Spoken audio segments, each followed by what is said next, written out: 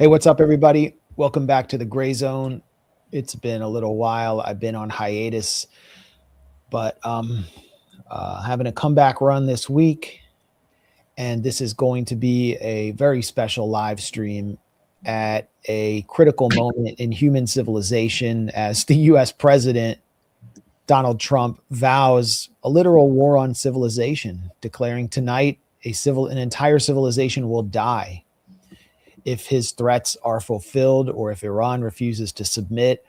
I'd been saying, and many people, many of my colleagues, and people in my circle of critical thinkers had been saying that this war was going to be a total war on the people of Iran. We'd also been saying that the protests that we heard so much about in January actually morphed into regime change riots, which were armed by Western and Israeli intelligence. And now all of that is confirmed. It's all plain for everyone to see through the candor of Donald Trump, who has vowed to attack what he calls the crazy bastards in Iran, referring to all Iranians as crazy bastards. So the mask is completely off. And as we speak, the U.S.-Israeli terror coalition is bombing bridges across Iran. It's bombed a UNESCO heritage site in Iran's railways. It is bombing petrochemical plants. It is bombing power stations.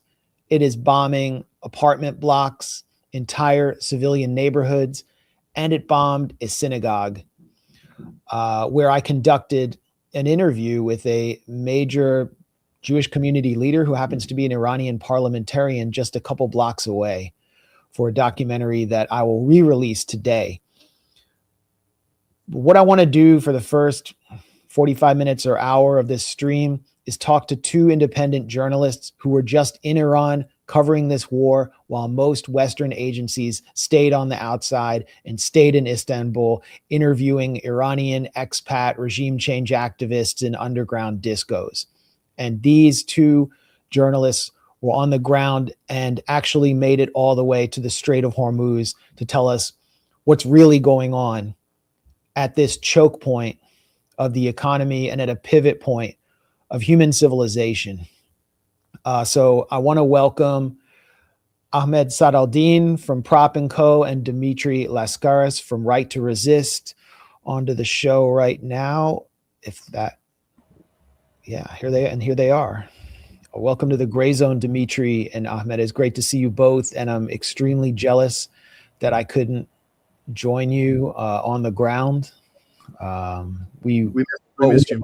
Yeah, we were all there last May before the 12-day war, but I imagine this was a completely different experience.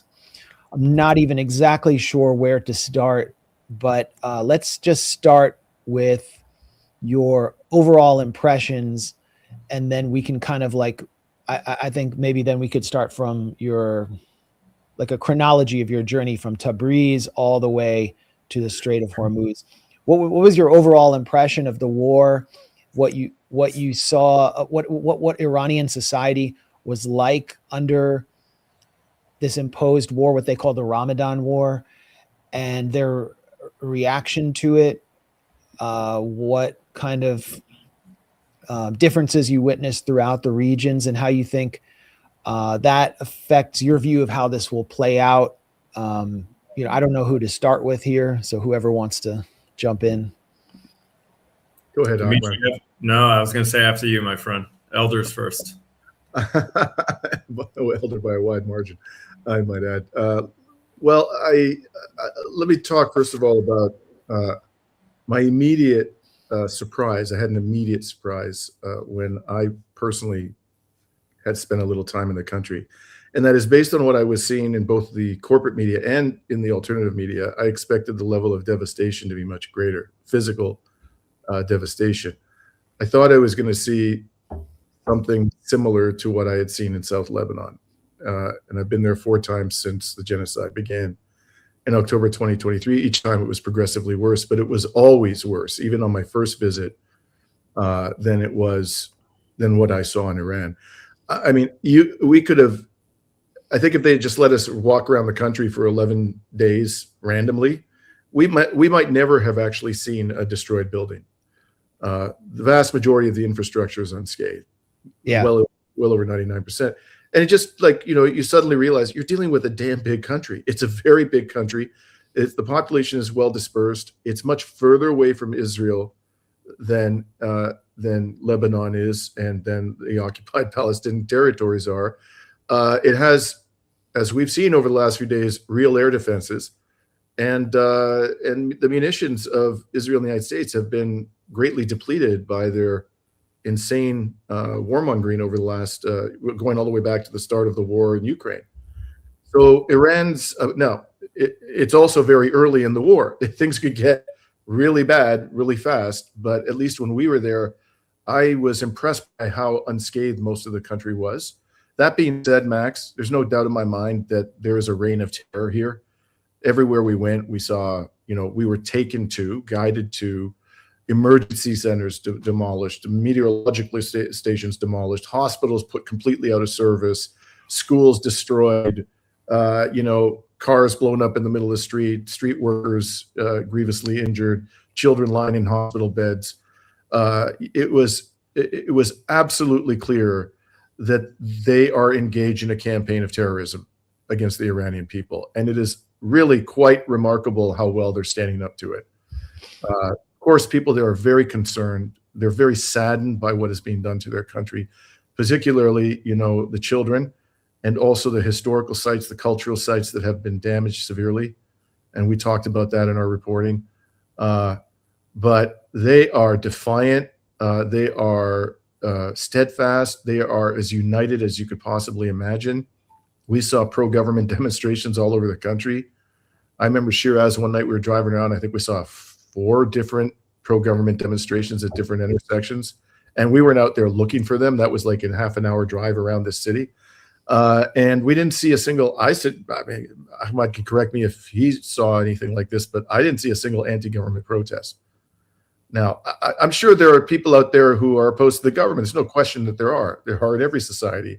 But right now, as a good friend of mine from the Canadian-Iranian diaspora who moved back to Iran 3 years ago because she wanted to come back to her country, she said there are positive things happening in the country. I want to be in the country, and who's not left during the war. She said the voices of dissent have been muted. The people who support the government have taken the streets. They've literally taken over the streets to show their support night after night. And she said there's kind of like a middle of, people who swing back and forth between support for the government and opposition to the government. And that middle has swung decisively in favor of the government right now. So what I saw was a very united and determined people and a very dignified people. Ahmed, what were your impressions? And I guess I should have mentioned you both also went to Minab, to the site of the bombing of this girls' school. But yeah, give us your impressions of the trip. I had a very similar perception. I felt like a tourist a lot of the time, especially in Isfahan. You heard bombings at night, like in our hotel at Dimitri, maybe you felt the same, but between midnight and 2 a.m. is usually when you'd hear some pretty intense bombings and it would shake the hotel. But, outside of that, we didn't really see a whole lot. And as Dimitri mentioned, it's a gigantic country. And we felt that because we traveled from city to city to city. And every time we would travel, it was like at least a 10-hour journey.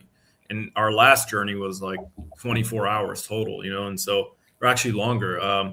Going from Bandar Abbas by train all the way to Tehran and then taking a bus ride all the way to Tabriz and then going to the border. That was like a 36-hour journey, just to give you a sense of like how massive this country is.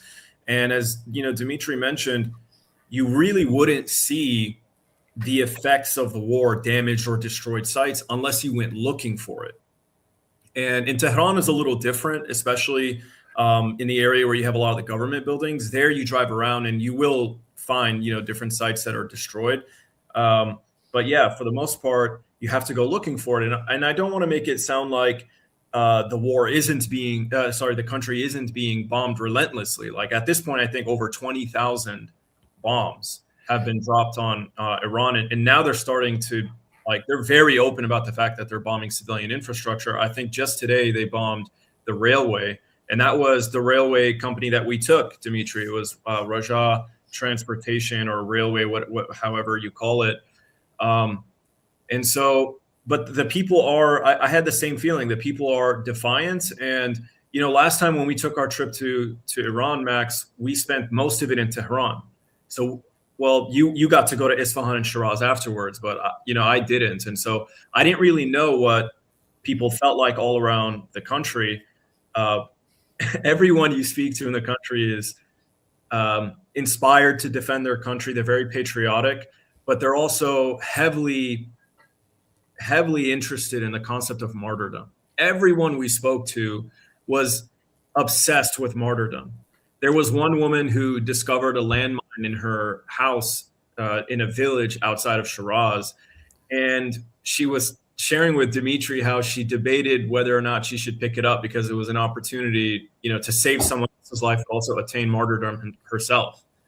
And that was like, all you heard was martyrdom all throughout the trip. And so I had a similar perception, I suppose, that people are very defiant and they're inspired to defend their country.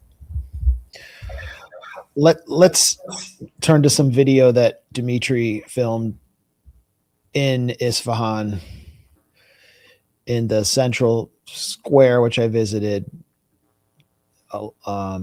last year. But you can see from this clip, if you watch closely, and I'll let Dimitri narrate.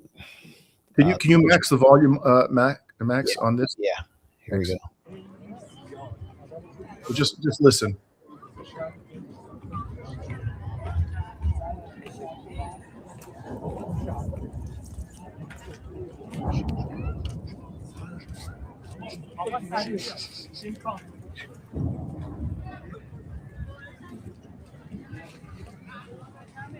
Okay, so a bomb just went off. Look at those people. I mean, you playing it here. I urge people to actually listen to it, to watch the video.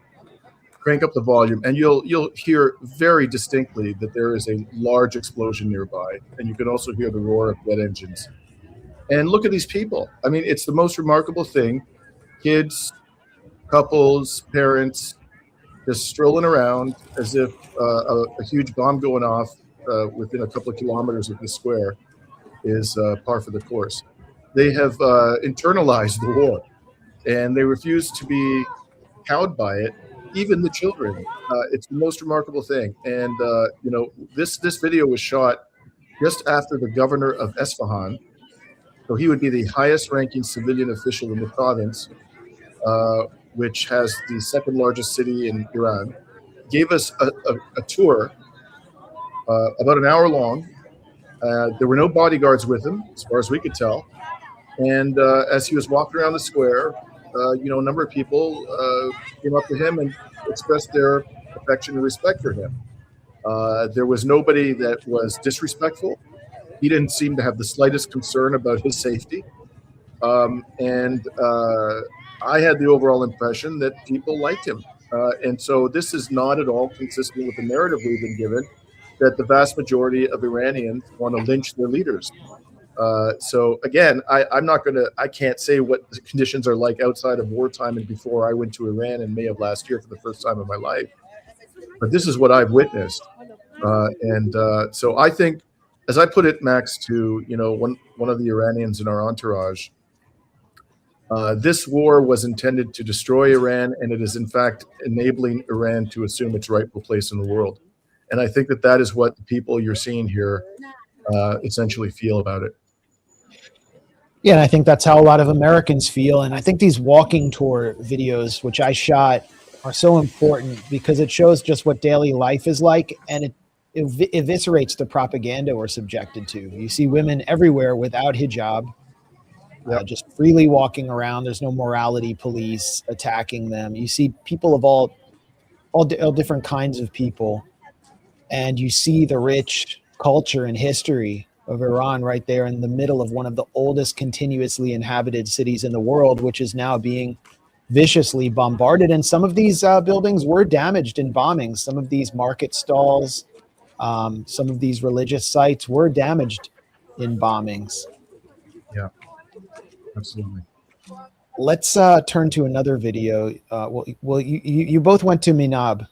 The war opened on February 28th with bombing, including with some experimental or newly tested weapons produced by Lockheed Martin, standoff cruise missiles in Minab, which was in supposedly this IRGC military site, and 170 schoolgirls and their teachers and school staff were massacred in the opening strike, along with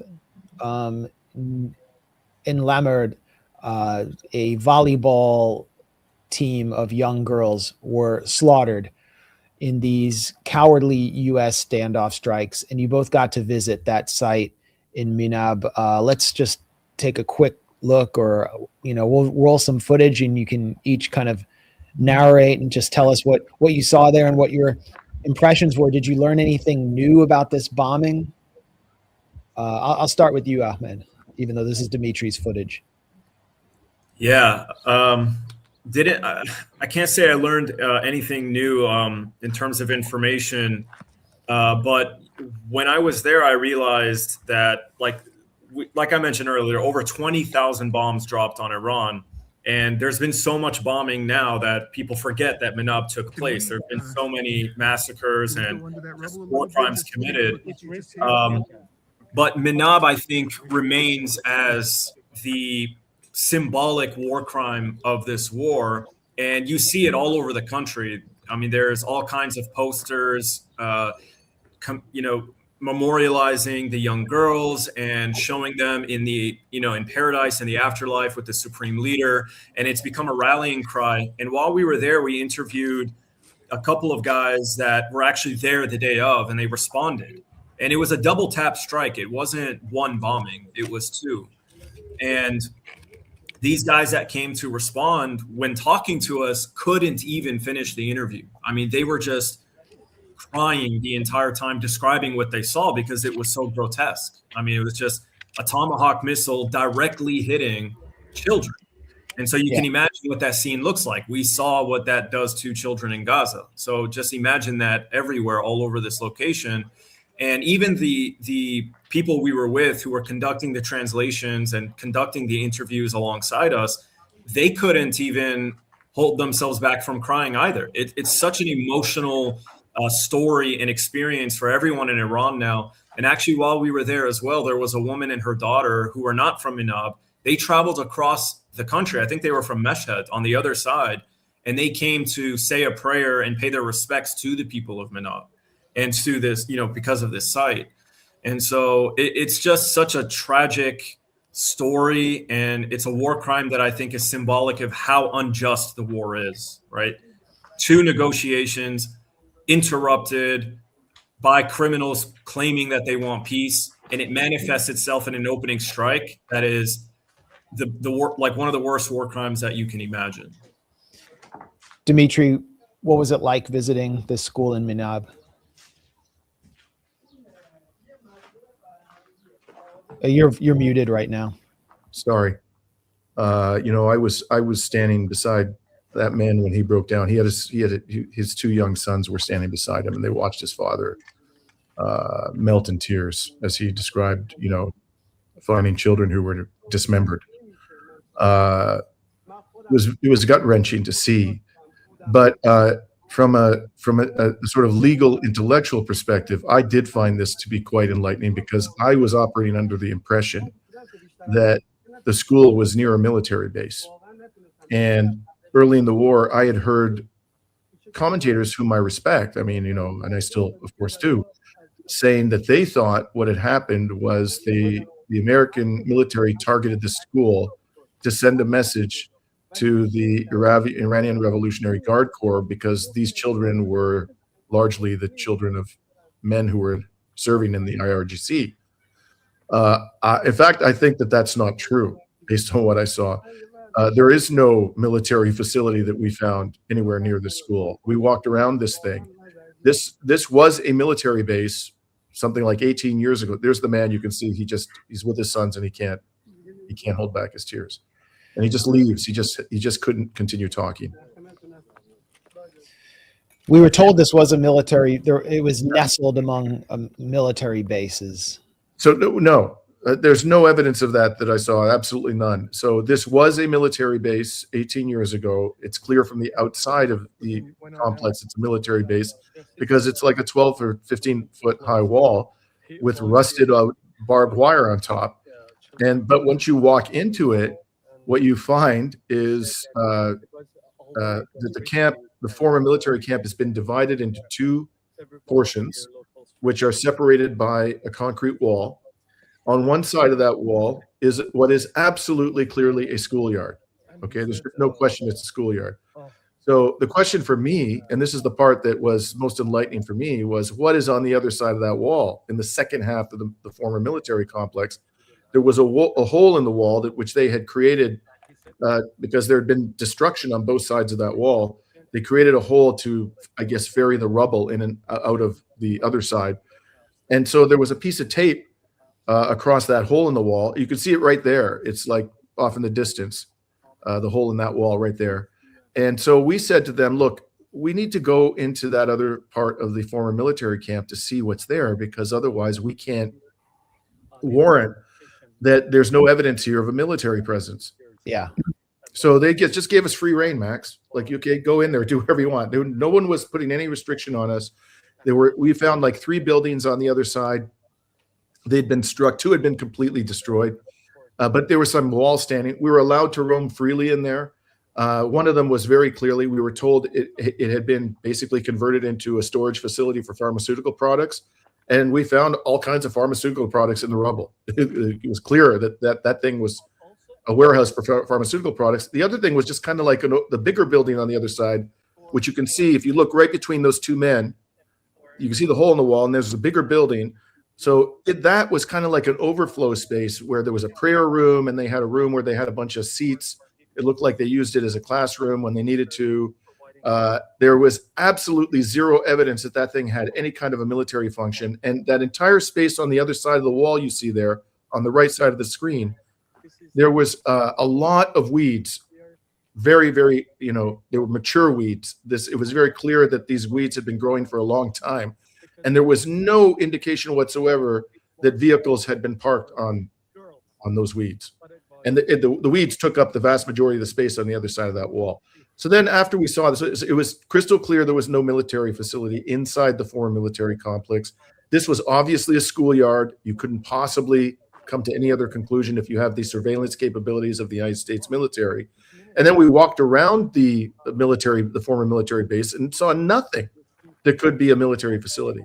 So I think, and the other thing I should add, Max, is that we went to the cemetery where most of the victims were buried, and we spoke to 2 fathers who lost children in the bombing, and they were irate, indignant at any suggestion that they were involved with the military of Iran.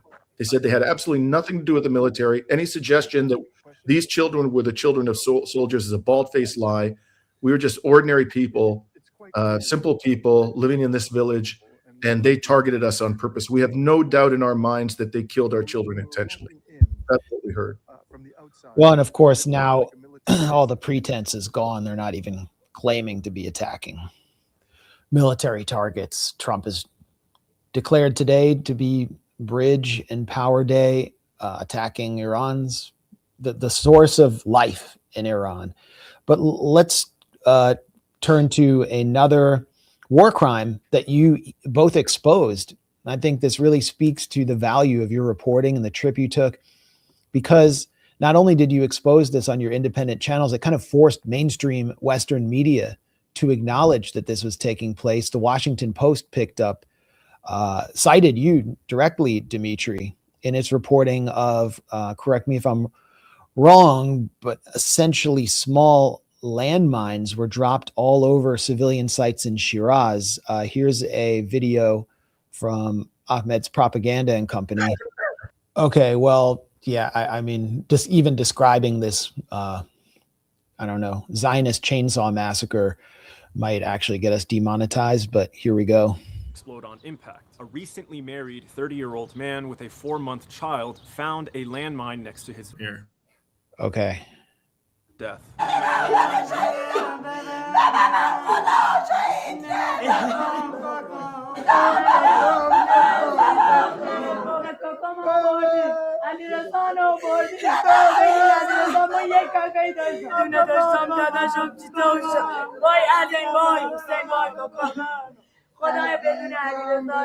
Oil prices are through the roof. Innocent civilians are being inconvenienced all around the region, and in Iran, they are being killed, leaving behind widows, orphans, and devastated family members. Why? Because of Israel, Zionism, and Jewish supremacy. If you're against this war, share this video and let everyone know that it needs to end now. So what's going on? I saw the photos that you all shared. Why these small landmines look like tins of tuna or food? They don't look like traditional landmines. Why were they there? What was the? Well, just a couple of clarifications. It was not Shiraz. It was a village outside of Shiraz. Okay. The mines were apparently spread by the U.S. military. The video was used in my report, was referred to by not only the Washington Post but also the New York Times and ABC and I think MSN or BC or whatever. Yeah. And so these things were electromagnetic mines. Apparently, they can be timed to go off. So when we were filming them, we were told you do a quick shoot and get the hell out of there, because that thing could go off at any minute. And they also said to us it was raining and muddy, that they were concerned that the accumulation of water and soil on top of the mines that were embedded in mud would potentially cause them to go off. They're extremely dangerous. And Ahmad heard this. I'm not sure that I heard this directly, but I remember Ahmad telling me that the theory they had, no one knows for sure why the American military showered these things on this village, but the theory they had was that the American military thought that somewhere in the not too far away from this village, there was some entry point from which missile launchers were emerging, some tunnel from which they were emerging. And these things, they were hoping that, those missile launchers might blow up on top of one of these mines. But there was absolutely no evidence of any military presence in or near that village that we saw. Nothing. And we walked around it for, a good 2 or 3 hours. And Ahmed, you went to a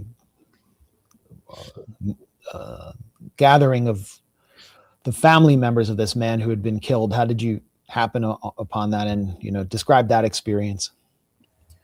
Well, we were touring through the village, and they were showing us different homes that had mines in them. And actually, on some of the homes, when they would finish clearing it, or if they discovered a mine in it, they would mark it. They would label it on the house so that people knew not to enter that house.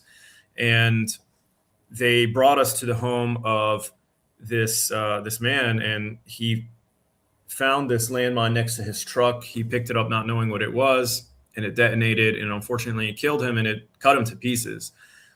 And so while we were there, we were told that his family were inside and that we could go in and speak to them. And so we went in, we paid our respects to his father or his father-in-law.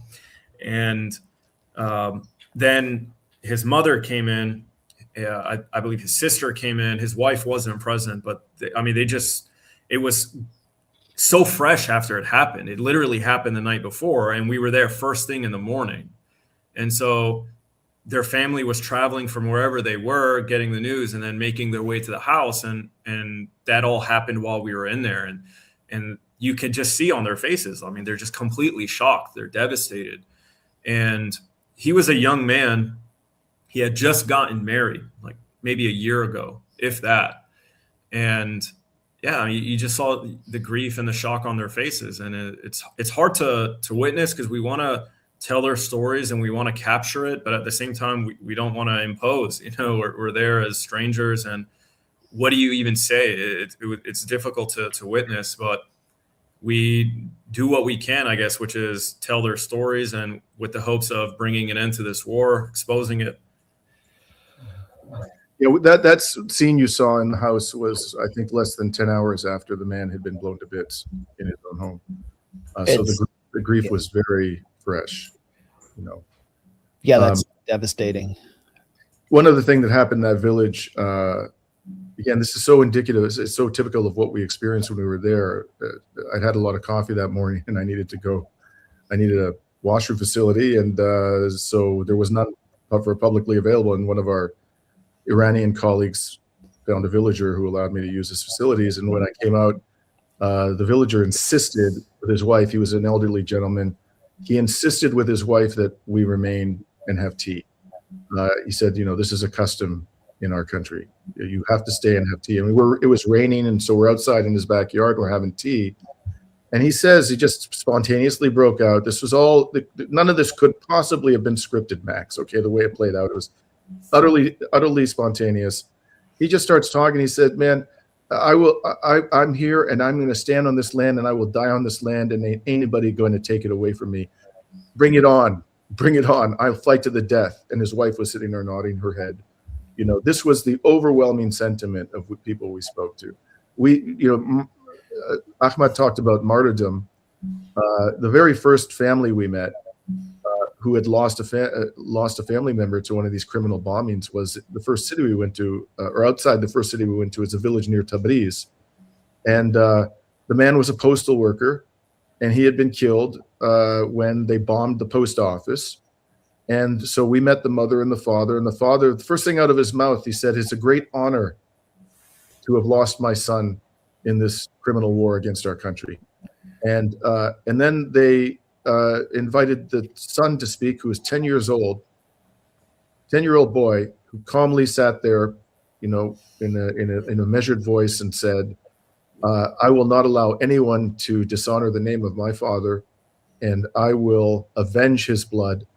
And one day I'm going to become a missile maker, and the Israelis and the Americans will pay for what they did to my father. That's the sentiment we heard all over the country. Something I heard a lot in Gaza when I was able to be there from young people, because, you know, it's the only way of reclaiming your dignity after you've been kind of stripped of everything you care about and your entire foundation.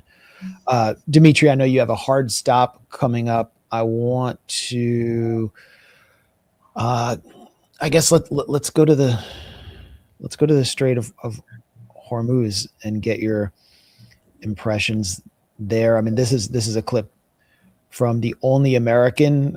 Dimitri, you're Canadian, I'm sorry. From the only American in the Strait of Hormuz. You can go.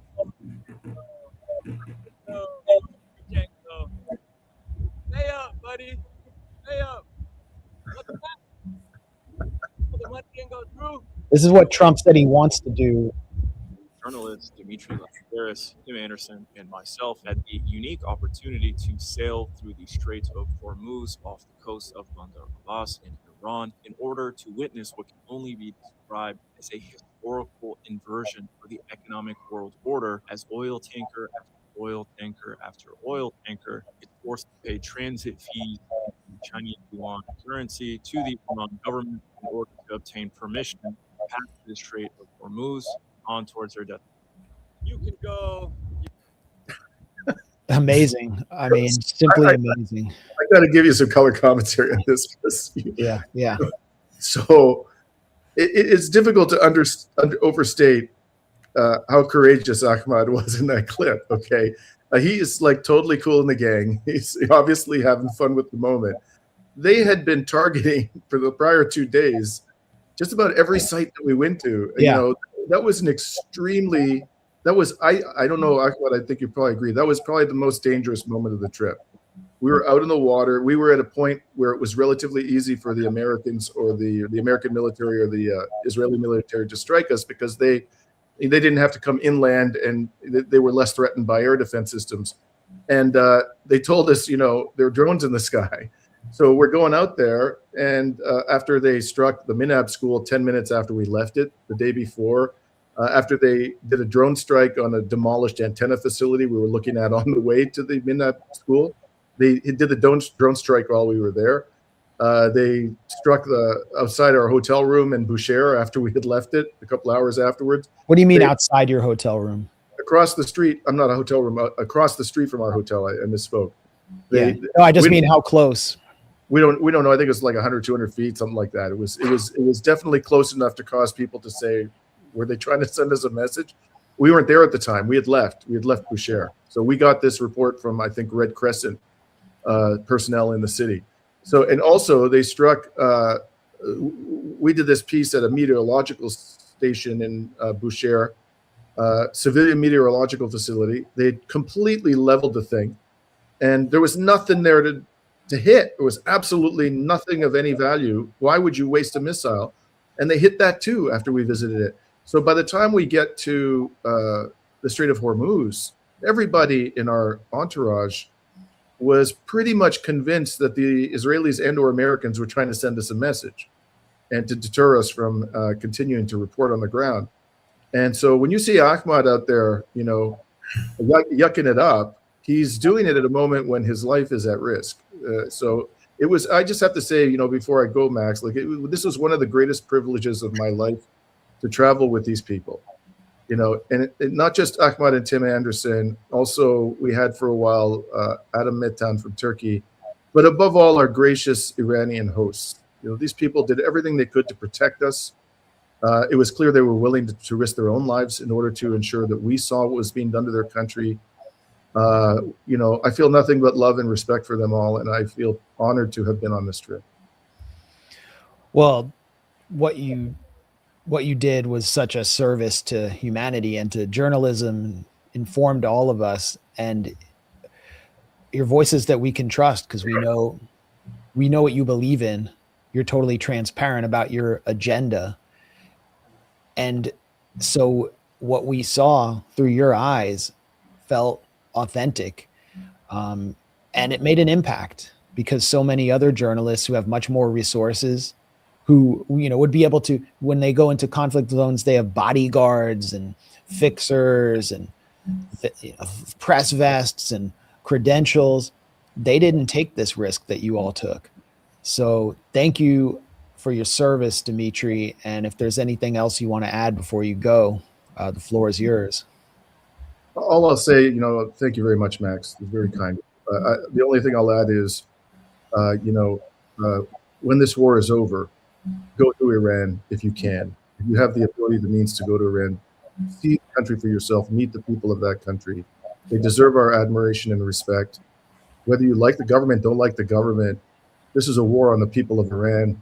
It has absolutely nothing to do with democracy and human rights. We can assure you of that. Well, I will definitely be following that advice. Thanks so much. Thanks for Dimitri. Yeah. Sorry, go ahead. I just want to say before Dimitri goes, he was kind of hyping me up as being courageous, but actually what he didn't tell you is the day before, I was the one freaking out big time about potentially being targeted. And it was him and Tim Anderson who gave me the courage to just feel comfortable and understand that this is what I had signed up for. This is what I came to Iran for, knowing it was a war zone. And both Dimitri and Tim, not to like self-deprecate or anything like that, I'm more of a content creator. I'm passionate about these subjects. The real professionals are Dimitri and Tim Anderson, and they were cool as a cucumber throughout the entire process where I was kind of like freaking out. And so it was a pleasure, a privilege, and an honor for me as well, you know, to work with Dimitri, you know, and experience this with him. Well, Dimitri, where can people find more of your content and how can they support you? At the outset, you said right to resist. It's actually reason to resist. Reason to resist. No worries. And it's with the number 2, no spaces. That's the name of our YouTube channel. And we've grown quite rapidly since we launched this thing about 20 months ago. I'm also very active on X at Dimitri Lascaris, and I'm on Substack. And so, you know, and I'm in a position because I'm a lawyer, and that's the way that I've made a living, Max, that, you know, unlike other independent journalists, my focus isn't on fundraising, although our channel is monetized. what I do ask, is that people subscribe and share our content and help us to make a bigger difference. That's our objective here, a positive difference. Well, you're definitely making a difference with this coverage. Thanks a lot for joining us, Dimitri, and we'll have you back. Thank you, Max. Take care, everybody. See you, Ahmad. Peace. Take care, brother. Take care of yourself. So, Ahmed, your impressions from the Strait of Hormuz. Tell us, you describe an economic inversion. What did you see there, and do you think this will actually lead to a permanent shift in the economic order? This is obviously the central node of Iran's fight. It's sort of the central plank of Iran's demand for sovereignty coming out of this war.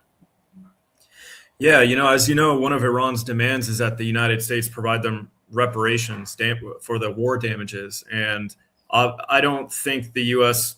would ever agree to that or give them that. So Iran is kind of, and I think they understand that as well. I think they're preparing for that by basically saying, we're going to just take over the Strait of Hormuz moving forward. Like, we'll guarantee the security and the traffic. And since you won't pay us damages, you're going to consent to us charging a $2 million fee for any ship that wants to pass through. And they're going to be accepting those payments in the Chinese yuan and other currencies as well. I heard that they may be using some kind of stable coin. I'm not sure exactly which network, but they could be accepting Bitcoin. They could accept gold. They could accept the Chinese yuan. The point is, they're not planning to accept the US dollar. And I think that's important. Now, it's just a $2 million fee per ship, which could generate a lot of money for them every single year. But they may also just provide a discount where you could either get a cheaper fee or maybe no fee if you're not conducting transactions in the US dollar. And so that's why I described it as a historical inversion. I'm not qualified to describe it as such, but I hear people like John Mearsheimer and Robert Pape describing it as such. The other day, Robert Pape was talking about how this war is going to see Iran come out and emerge as a major power. And he's saying that despite the fact that they're being heavily bombed and a lot of their infrastructure is being destroyed. And so, as you pointed out, the Strait of Hormuz is this central node, or it's like the main battlefield, really. So people are asking, like, why doesn't Iran do more to the state of Israel? Like, why aren't they pummeling Israel the way that, Iran is being pummeled by US and Israeli bombs? Well, the first thing is Iran is hitting Israel. It's just there's a lot more censorship there. And so it's difficult to actually see what the damage is. But also, Israel can do whatever they want to Iran.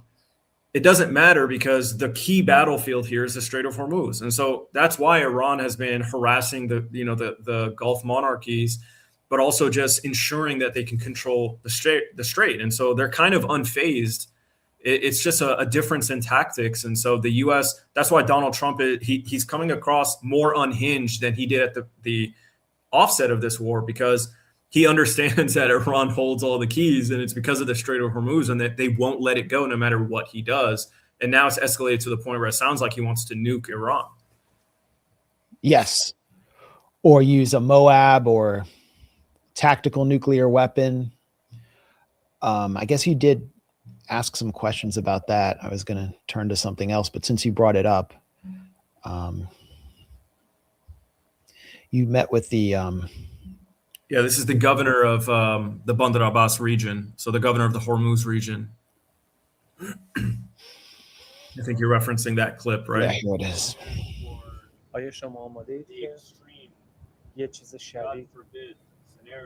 You're asking, are you prepared for the extreme scenario of the U.S. or Israel dropping a nuclear weapon? Yes. Our planning was comprehensive preparation for this war. If they want to,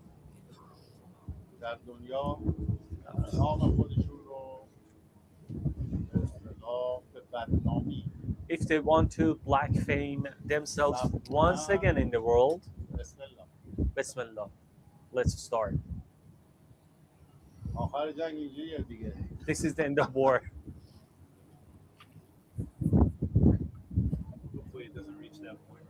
امیدوارم اصلا به اونجا نکشه کار. We hope so.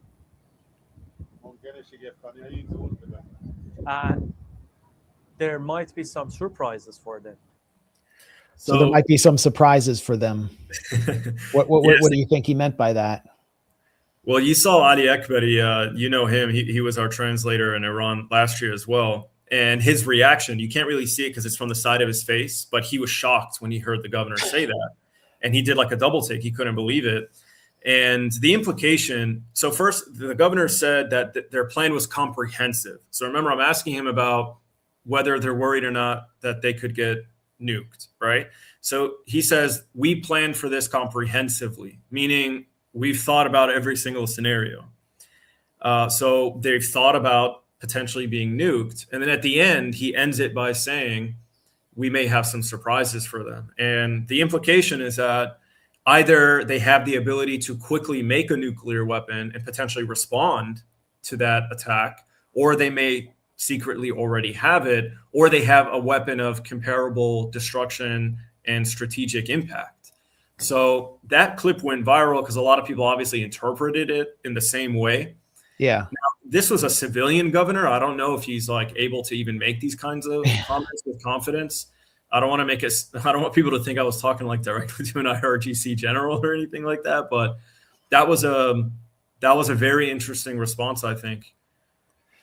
Yeah, I mean, I think what Israel and the U.S. are doing partially by attacking civilian sites is trying to force Iran to rise to the provocation and attack civilian centers in Tel Aviv when Iran has been focused mostly on military sites and on climbing the escalation ladder with respect to energy. And once they do that, then it allows Israel to then, bring or the U.S. to bring tactical nuclear weapons into the mix. And they haven't done that. This would still not be some fatal blow to Iran. A nuclear weapon isn't going to open the Strait of Hormuz. There's no real tactical gain there. It's simply a psychological weapon. In 2013, Sheldon Adelson, who was Donald Trump's top donor, along with his late wife, went to, I think, during a speech at a synagogue on stage with Rabbi Shmuley Boteach, whose daughter owns a dildo shop in Tel Aviv that every U.S. soldier is now fighting to defend. Sheldon Adelson said that the U.S. should drop a nuclear weapon in an open area in Iran as a message to the Iranians. And so you got to figure that Trump's largest donor, though Sheldon Adelson's dead, his wife is actually probably saying the same thing. And Donald Trump is sending the message that he might do that. Iranians have been through so much through the Iran-Iraq war. I mean, they didn't have energy for large parts of the Iran-Iraq war and were using like gas lamps in their homes. So this isn't going to break Iran. It's simply going to expose the U.S. and Israel, as they're already doing. The U.S.-Israeli terror coalition has bombed, as I mentioned earlier, a major railway in Iran, which is a UNESCO heritage site. And you actually rode the rails in Iran with your traveling entourage of Tim Anderson and Dimitri Lascaris. I'm incredibly jealous. I couldn't have been there. This looks like an amazing experience. You said that you rode 18 hours over 700 miles from Bandar Abbas in the south to Tehran in the north, and the train ride cost $8. You get a bed, limitless coffee and tea, and lamb kobide for lunch. And here's a look at that.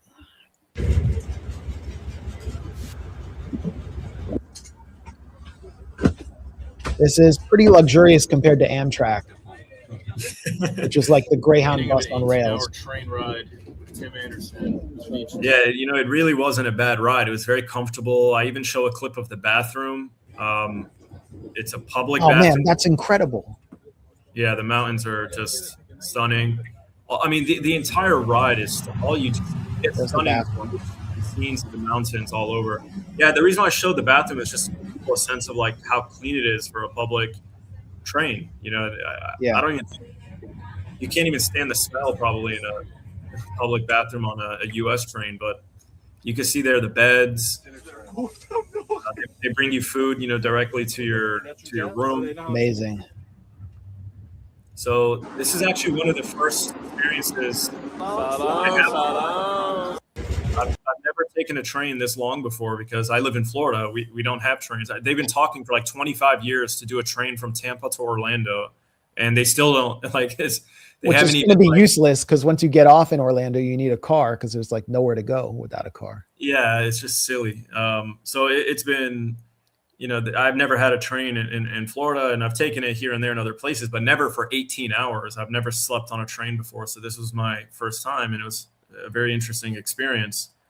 And there was something I wanted to emphasize. I just sent you another clip in the chat. Yeah, it's a clip of the mountains. So for people to get a sense, because you were talking about a nuclear weapon and whether or not that would break Iran. And like you've been to Iran yourself, I'm sure you saw it driving to Isfahan and Shiraz. Iran is just this. It's nothing but mountains. And then in the valleys in between, you have like these incredible cities.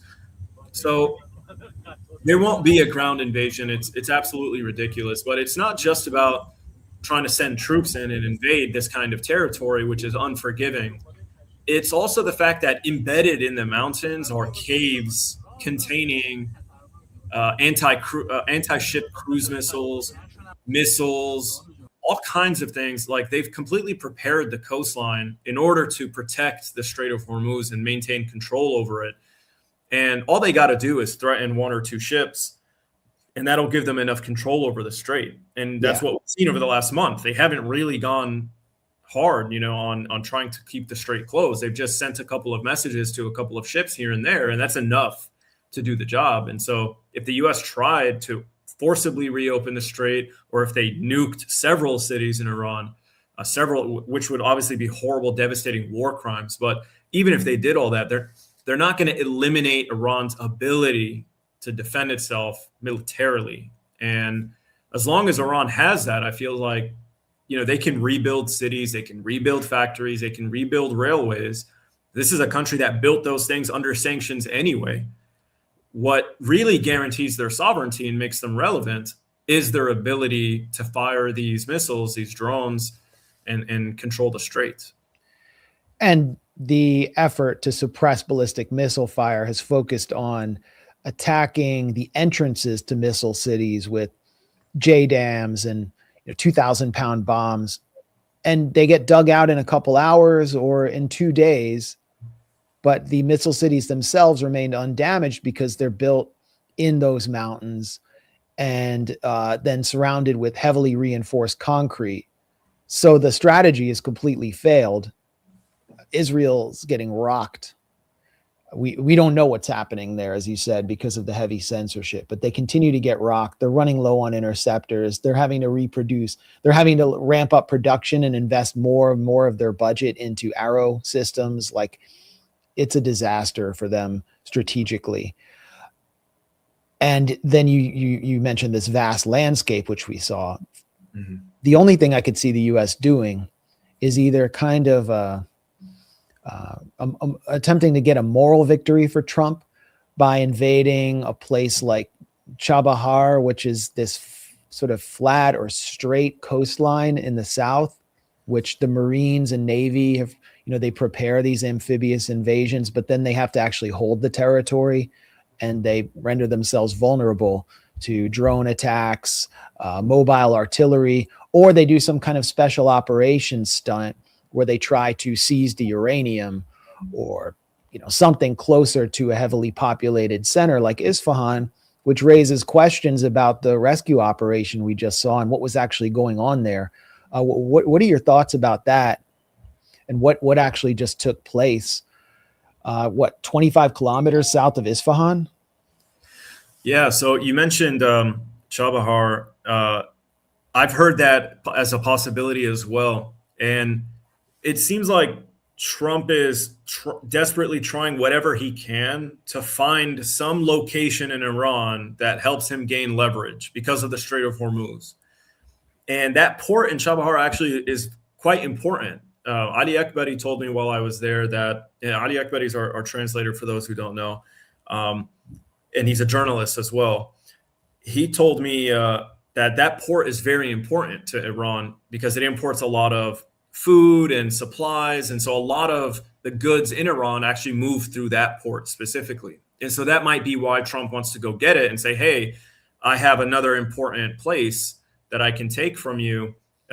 Let's trade. I'll give it back to you if you give me the Strait of Hormuz back. And that, I guess, to him is a better alternative than Karg Island. That's one of the reasons why they wanted to take it, because they want to regain leverage over Iran and trade. But he can't run that risk because I think their assessment is that Iran will destroy their own infrastructure in order to preserve their sovereignty. Yeah. And he can't afford that because the whole issue with the Strait of Hormuz are the energy prices. And so if Iran does that in Karg Island, it becomes an issue. So maybe he's thinking maybe they can do it in Chabahar. I don't know if that will work. But going back to what you're asking about this potential rescue operation, now it sounds like there's enough evidence suggesting that it may have been something else. I've seen people describe it as a ground invasion. Obviously, there wasn't enough forces for a ground invasion, but it does seem like they had special ops forces. I think there was the identification of an Israeli woman, potentially, who has experience with nuclear power plants, I guess. I don't know if they were trying to run underground with her and say, hey, which way do we go? Do you recognize any of this equipment? Show us where the uranium is. But that's just such a foolish operation. And it comes after several generals have either resigned or been fired.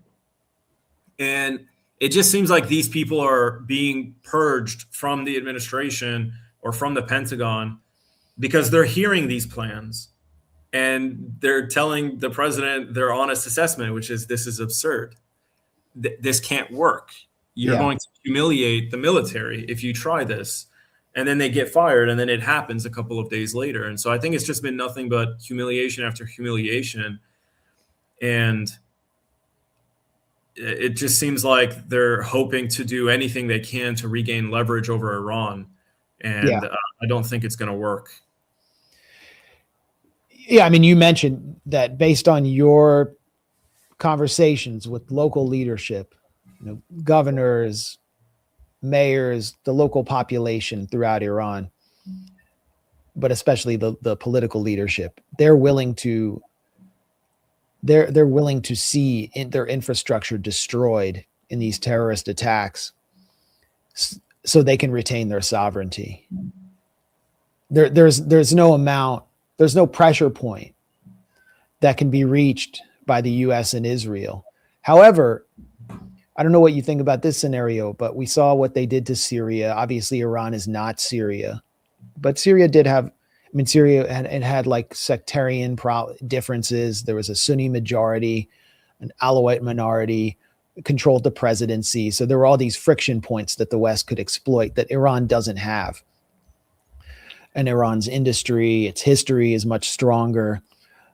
However, I see a Syria scenario that Israel's trying to play out, where by destroying petrochemical plants, destroying the three main or damaging the three main steel plants, attacking bridges, the B1 bridge in Karaj was a real major feat of engineering, the largest bridge in West Asia. They're trying to set the stage for something in several years, a Syria scenario in which the population will rise up or some proxy force will launch an armed rebellion and the Islamic Republic will essentially melt away because it has sort of been hollowed out from within. Do you see that as in any way possible?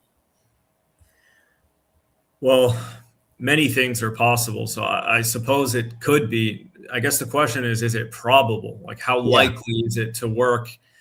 And that's difficult for me to say because I don't really have an in-depth understanding of the kind of economic impact that could produce in Iran over 5, 10, 15 years.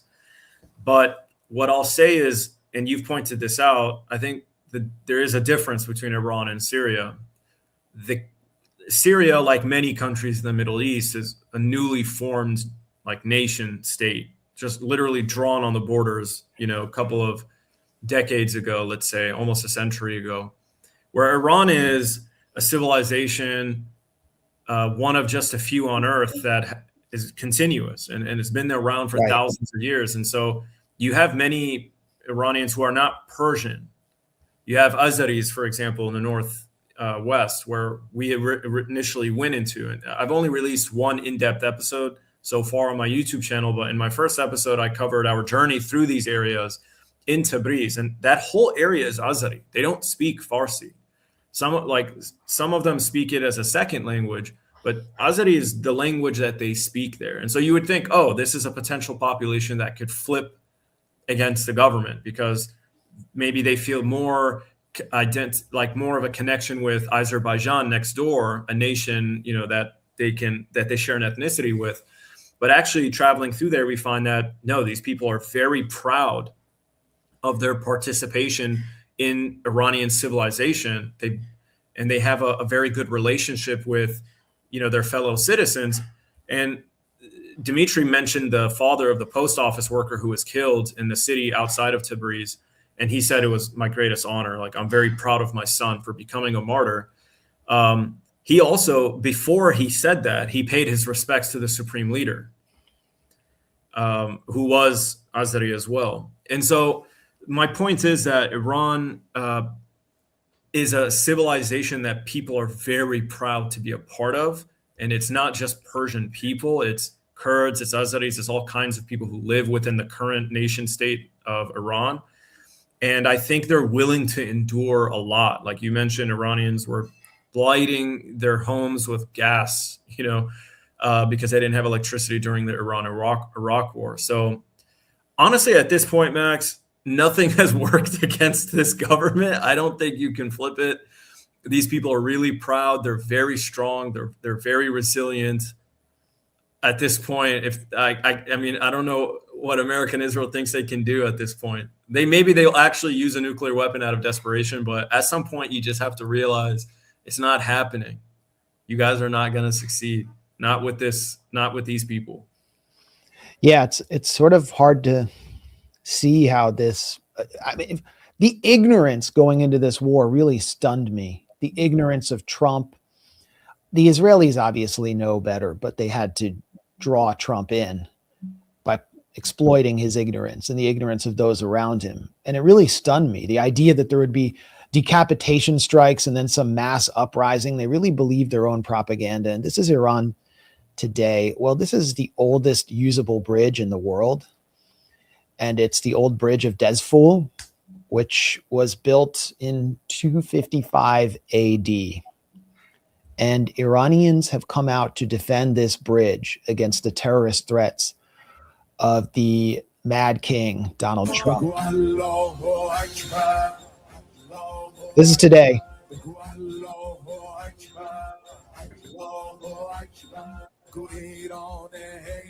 Yeah, I've seen this video and some other videos, as you described. They're starting to form like human chains around different civilian sites to protect them. But this place in particular, you actually went to this bridge, right? I went to the bridge in Isfahan, which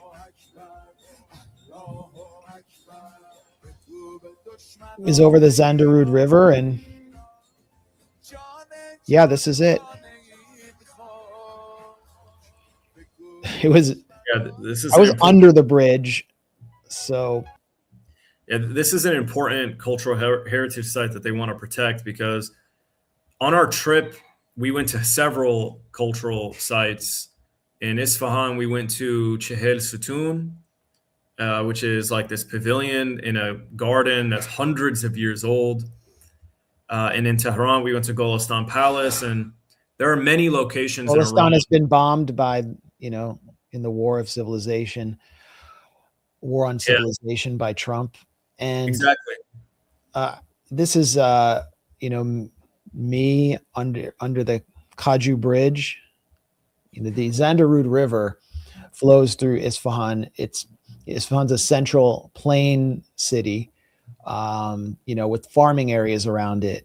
And the river has been dammed in order to irrigate the central plains. And Iran has a water problem, has droughts. And when we arrived there, in Isfahan, they'd actually opened up the river, and so people come out and picnic and sing under the bridge, and it's sort of like this citywide festival that was really inspiring, and it was just kind of a magical moment. And here's under the bridge. They've just brought me out because they saw, obviously a non-Iranian in the crowd, and just brought me out to sing for me, or to to make me a part of the festival. Just classic Persian hospitality. That's incredible. And at the end of this song, he said, he wishes for peace between the U.S. and Iran. That's what everyone would say to me. People were very hospitable to me when they realized I was an American. I don't know if they would have been so hospitable if I had ejected from a plane that was on its way to bomb a university or a bridge. I came actually to build bridges, not to bomb them. So I think there was a recognition there. He actually also explicitly called for an end to sanctions. He asked me to tell America to end the sanctions. It didn't matter if people supported the Islamic Republic or not. They all hated the sanctions because it was wrecking their lives by design. Right. I spoke with a young couple in Tehran at a mall. They were out on a date. They're like young college kids, like 21, 22 years old. And it was interesting because the guy supported the government. His girlfriend, or his soon-to-be fiance, did not. Yeah. And, but ultimately, after a series of questions, what it came down to really is just the crushing weight of the sanctions. Yeah. Just not being able to make money, save money, and then travel. Like most people would like to, like I'm aware of the fact that I'm incredibly privileged. I look like I'm from Iran. So when I go, people are shocked when they find out I'm not Iranian. But I get to move freely and go wherever I want and then leave. And but a lot of people in Iran don't get that opportunity because they don't, like, they live under sanctions. They're paycheck to paycheck, and their government honestly has done, from what I can tell, as good a job as any trying to alleviate the suffering that people under sanctions. They subsidize everything. They use the nation's resources for people. There was one post I posted that went viral. It cost people 15 cents max to fill up a 15-passenger van with fuel. And it was funny because there was some like that really irked, I guess, a lot of people who support Trump in this war. So one guy commented, he goes, yeah, but he was like mad. He's like, why aren't you pointing out that these are subsidies? I was like, who cares? Like, the point is, it's a good thing that the government does for its people. It doesn't have to do that. Like Saudi Arabia has a ton of oil, and they could make that gas cheap as well, but they don't. And for different reasons, it probably doesn't even make sense to compare the two. But the point is, Iran subsidizes food, they subsidize oil, they do whatever they can to make life affordable for people, including mass transportation, like being able to go across the entire country for $8. Yeah. So, there have been lots of benefits for the population, including free college. I mean, women's education has surged since the revolution in 1979. A lot of this isn't recognized, and we take for granted in the U.S. that we're going to be paying thousands of dollars a month for healthcare that will do nothing for us, and that could be dropped at a moment's notice. We take it's almost like people are masochists in this country, and that might explain the lack of resistance as diesel surges to like $8 a gallon in some areas. Yeah. Gas is over $5 a gallon, like regular in California. And people are just kind of like, oh, we're just sitting here taking it. We expect this. Let's keep bombing some universities in Iran. And, you really have to pay very close attention to see the writing on the wall. And I mean, we'll be talking about this more throughout the stream. We're going to be joined soon by Aaron Mate, but you really have to pay close attention on social media to get the real story here, which is that the world the global population is heading into another crisis, a crisis like the kind that we experienced during COVID, but it's also going to contain features of the foreclosure crisis. The dollar is going to face a major crisis, especially as Iran retains control over the Strait of Hormuz, where 20% of global shipping passes through. Countries are dumping bonds backed by the dollar for very good reason. So do you think there is sort of an economic pain point which will force the U.S. to withdraw from this war, as it's literally physically withdrawing forces from Bahrain, 1,500 sailors and soldiers panic evacuated by Pete Hegseth this week? But, will it leave Israel on its own at any point? Where do you see this going? I think the Zionists have such a tight stranglehold over Trump. However they do it, I don't know. But I think they have so much control over him that it's difficult to imagine that Trump would ever actually abandon them.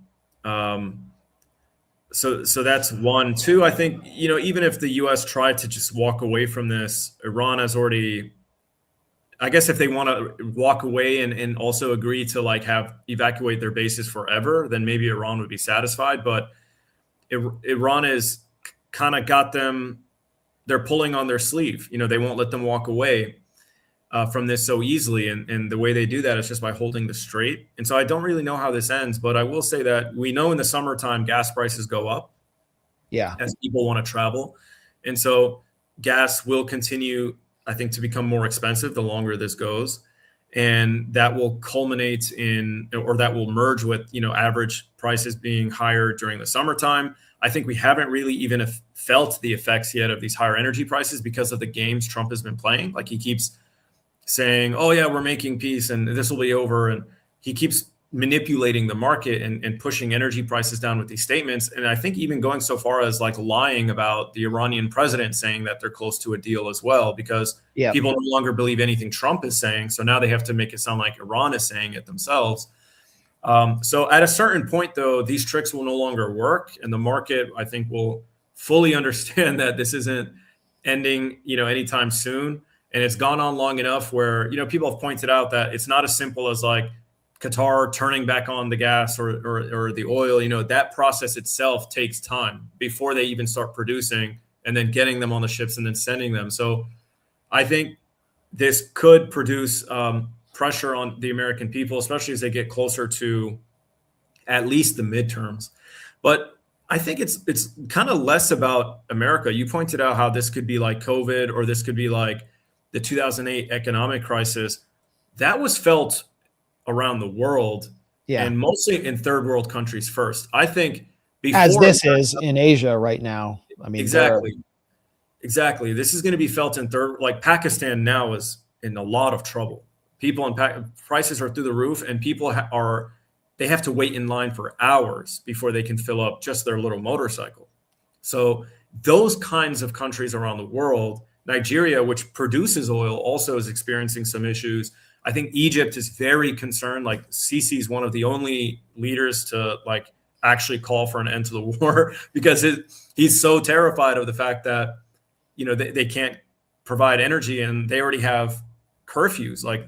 Past 9 or 10 p.m., I think they're asking people to stop using electricity. And so it's unfortunately, the developing world is going to pay the price for this. And that's not Iran's intention, but it is a consequence, and there's no way around it. And once I think we will see governments flip. There will be people that come out onto the streets. They put pressure on the governments. I don't know where this will happen, but I would guess that Pakistan's a potential option. Egypt is a potential option. Could be other countries as well. Wherever they are, once that starts to happen, I think you'll see more and more pressure on Donald Trump. Okay, you really need to bring this to an end, because this could undo a lot of the progress we've made in installing certain leaders and puppet governments and things like that. Yeah, I agree. And one more quick point before I bring in Aaron Mate, which is that the stakes here are different for Iran than they are for the U.S. and for Israel. but especially for the U.S. I mean, Iran's clearly making a military assessment based on its own capabilities and successes that it can continue this war and reject negotiations with Trump, which demand its capitulation. But it also needs to send the message, because this war is existential for Iran as a sovereign state. It's not only about maintaining the Islamic Republic, it's about maintaining Iran as a powerful state, that it cannot be controlled by the air, from the air by Israel. There can be no mowing of the lawn going forward, as we saw after the ceasefire between Hezbollah and Israel, and what Israel did in the interregnum between that war and this current war in Lebanon. Iran won't allow that. So it's going to keep going until it guarantees that it has deterrence against the U.S.-Israeli terror coalition, and that this never happens again.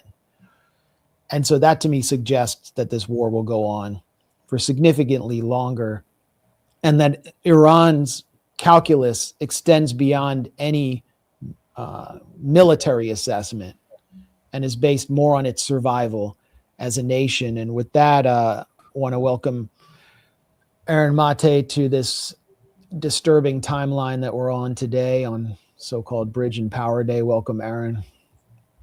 Good to see you guys. I appreciate, as Trump threatens to wipe out Iran's civilization, that we get this window into what it's actually like on the ground from Ahmad. So, Ahmad, thank you for going to Iran and for bringing us the reality that we're deprived here, as our media has been enlisted in manufacturing consent for this absolutely criminal, evil war of aggression that Trump is now threatening to make even unfathomably worse. So thank you, Ahmed, for doing what you're doing. Thanks for having me. Thanks for the platform. If you guys can banter for 30 to 60 seconds while I take a quick break, I'll be right back. Sure. How long were you there for? Was there, I think, 11 or 12 days. I say I think because we were moving so quickly that I didn't keep track of time. Every day and a half, we were moving to a different city, and we spent a lot of it on the bus or the train, traveling for hours. Like, moving in between cities is not a short drive. You're talking about like at least 6-hour drives. In one case, we had a 14-hour drive. And so there was a lot of movement, going from city to city and inspecting the different civilian sites that were damaged and destroyed by U.S. and Israeli bombs. And did I hear right, the school in Minab, one of the first targets of Trump's war? So the claim there was that this was that the school was next to a military base. But did I hear right that the base actually had been out of commission for years? That essentially that the school was built next to now a former military base?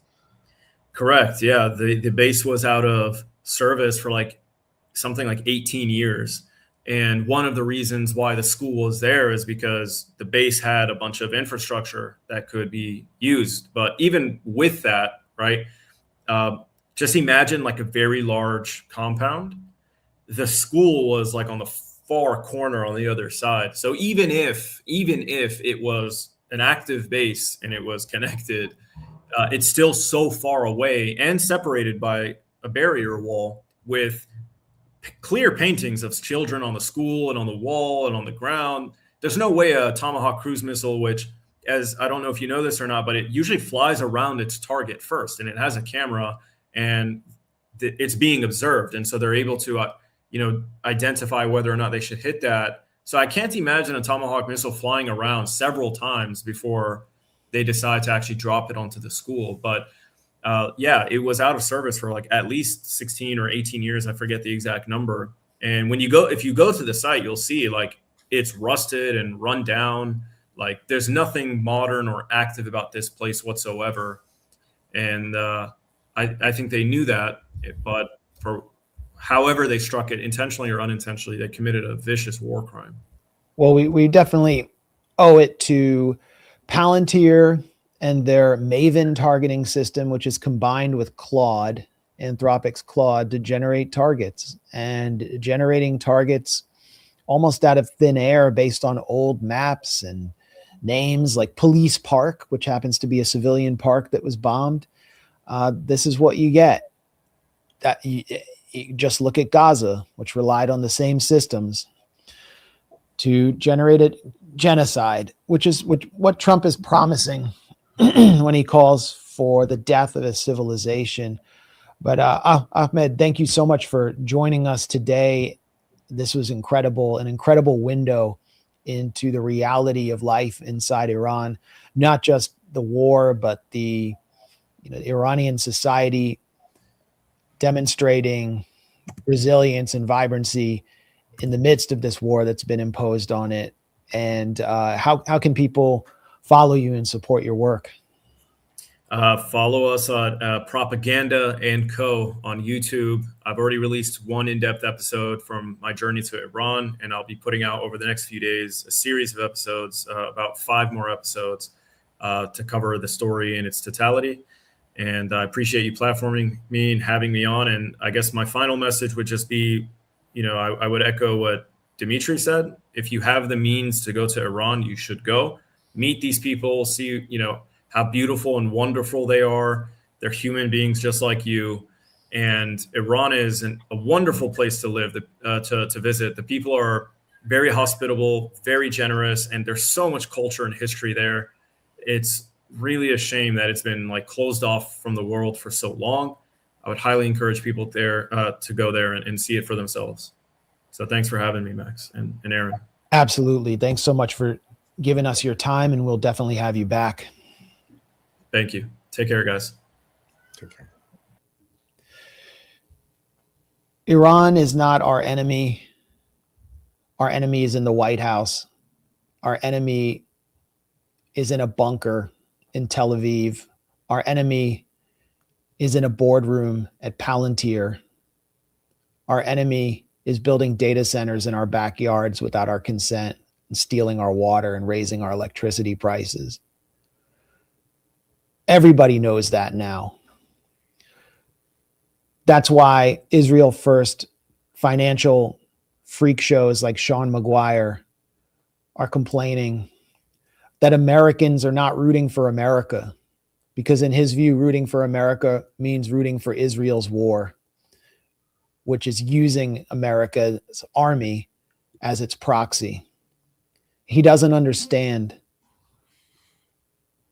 what Americans are going through, or what people see and know in this rising consciousness that we have been gifted by independent journalists like Ahmad and Dimitri, who are showing what life is really like in Iran and how this war was imposed on people who are not our enemy. And so I'm really grateful that they could join us, and glad that Aaron is here now, because we have a lot to cover. Probably starting with Trump's Easter bunny, or we could call it the Easter BB spectacle outside the White House next to his planned ballroom, or should we call it the Baal room, BAAL, $400 million project. I don't know if there is a rose garden anymore. I was actually down in downtown DC by the White House yesterday, and people were pouring out of the White House from this bizarre ceremony, and I missed it. I wasn't able to watch it live, but what I saw afterwards was pretty shocking. Aaron, what was your takeaway? Well, just everything feels like an AI-generated nightmare. Trump next to the Easter Bunny talking about how the people of Iran, he literally said this, and I think we have the clip, but it's just hard to fathom everything that comes out of his mouth. He said the people in Iran are upset when there's not bombing. Yeah. Among many demented comments that he keeps making. Well, this is Trump ranting about Iran next to the Easter Bunny. I don't think it gets much more hostile than Iran.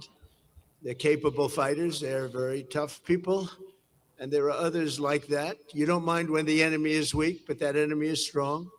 Not so strong like they were about a month ago. I can tell you, in fact, right now, they're not too strong at all, in my opinion, but we're soon going to find. Oh, we don't even know. It does feel kind of like an acid trip. Like the bad side of an acid trip, not where you gain this consciousness and understanding that it doesn't matter what people think about you or something you realize when you're like 17 or 18. It's more like, oh man, I've been on the road with the dead too long and my life is destroyed. And there's this freak show game where I'm like riding on a short bus called the United States, a nuclearized short bus. And the driver is a demented game show host.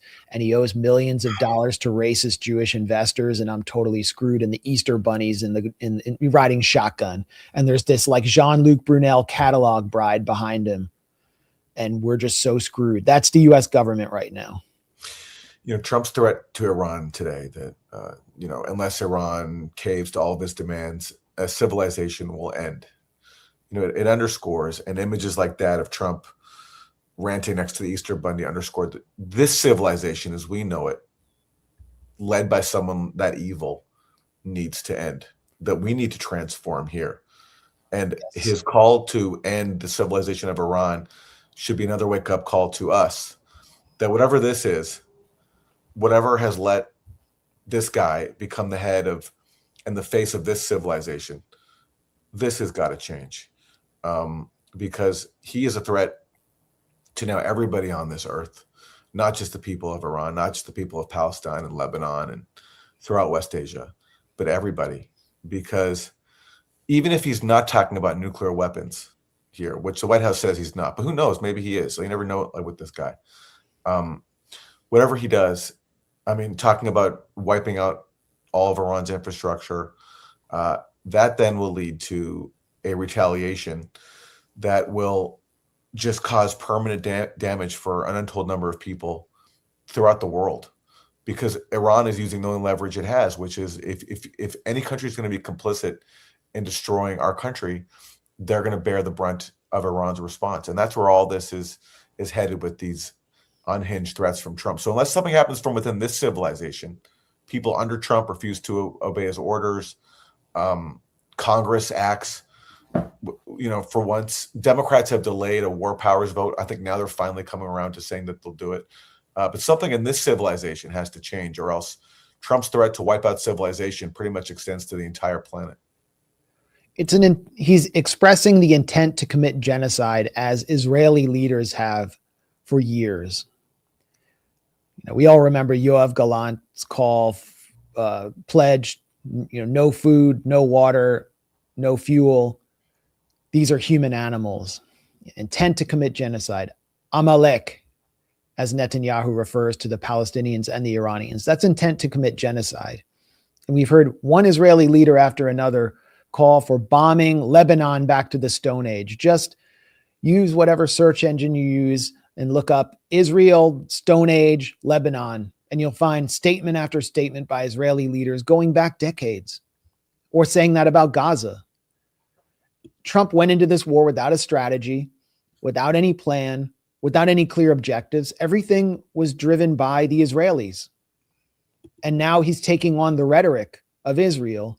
And we now have a truly Israeli American president pledging to destroy civilization, because a settler state has no civilization.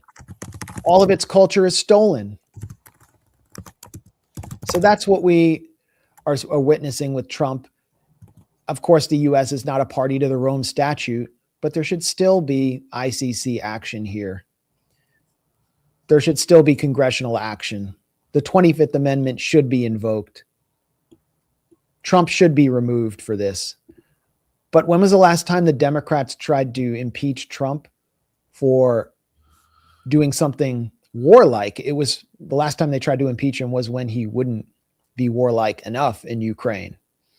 We're going to have to witness a real political shift for there to be any obstruction to Trump's intent to commit genocide. But he's put it all on the record there. And here's his other statement. Open up the strait, you crazy bastards. On Easter, Tuesday will be Power Plant Day and Bridge Day, all wrapped up in one. In Iran, there will be nothing like it. Open the effing strait, you crazy bastards, or you'll be living in hell. Just watch. Praise be to Allah. I guess he's mocking Islam. President Donald Trump. I didn't bet on Trump praising Allah on Easter, but if I was into that, I would have made some cash. And there was some talk that maybe, JD Vance is on standby, ready to come in and broker a last minute peace deal with Iran. Well, JD Vance is in Hungary today, campaigning for Viktor Orban. And here's what he has to say. You asked about, is God on our side? Is God on, whose side? I think my attitude towards military conflict has always been to pray that we're on God's side. And my own view is that we're doing this for the right reasons. We're doing this because we don't want a regime that has committed acts of terrorism to have it the world's most dangerous weapon, because that would mean a lot of innocent people dead. I certainly hope that God agrees with the decision that Iran shouldn't have a nuclear weapon, but I'll keep praying about it. And if he gives me a good answer, you'll be the first to know.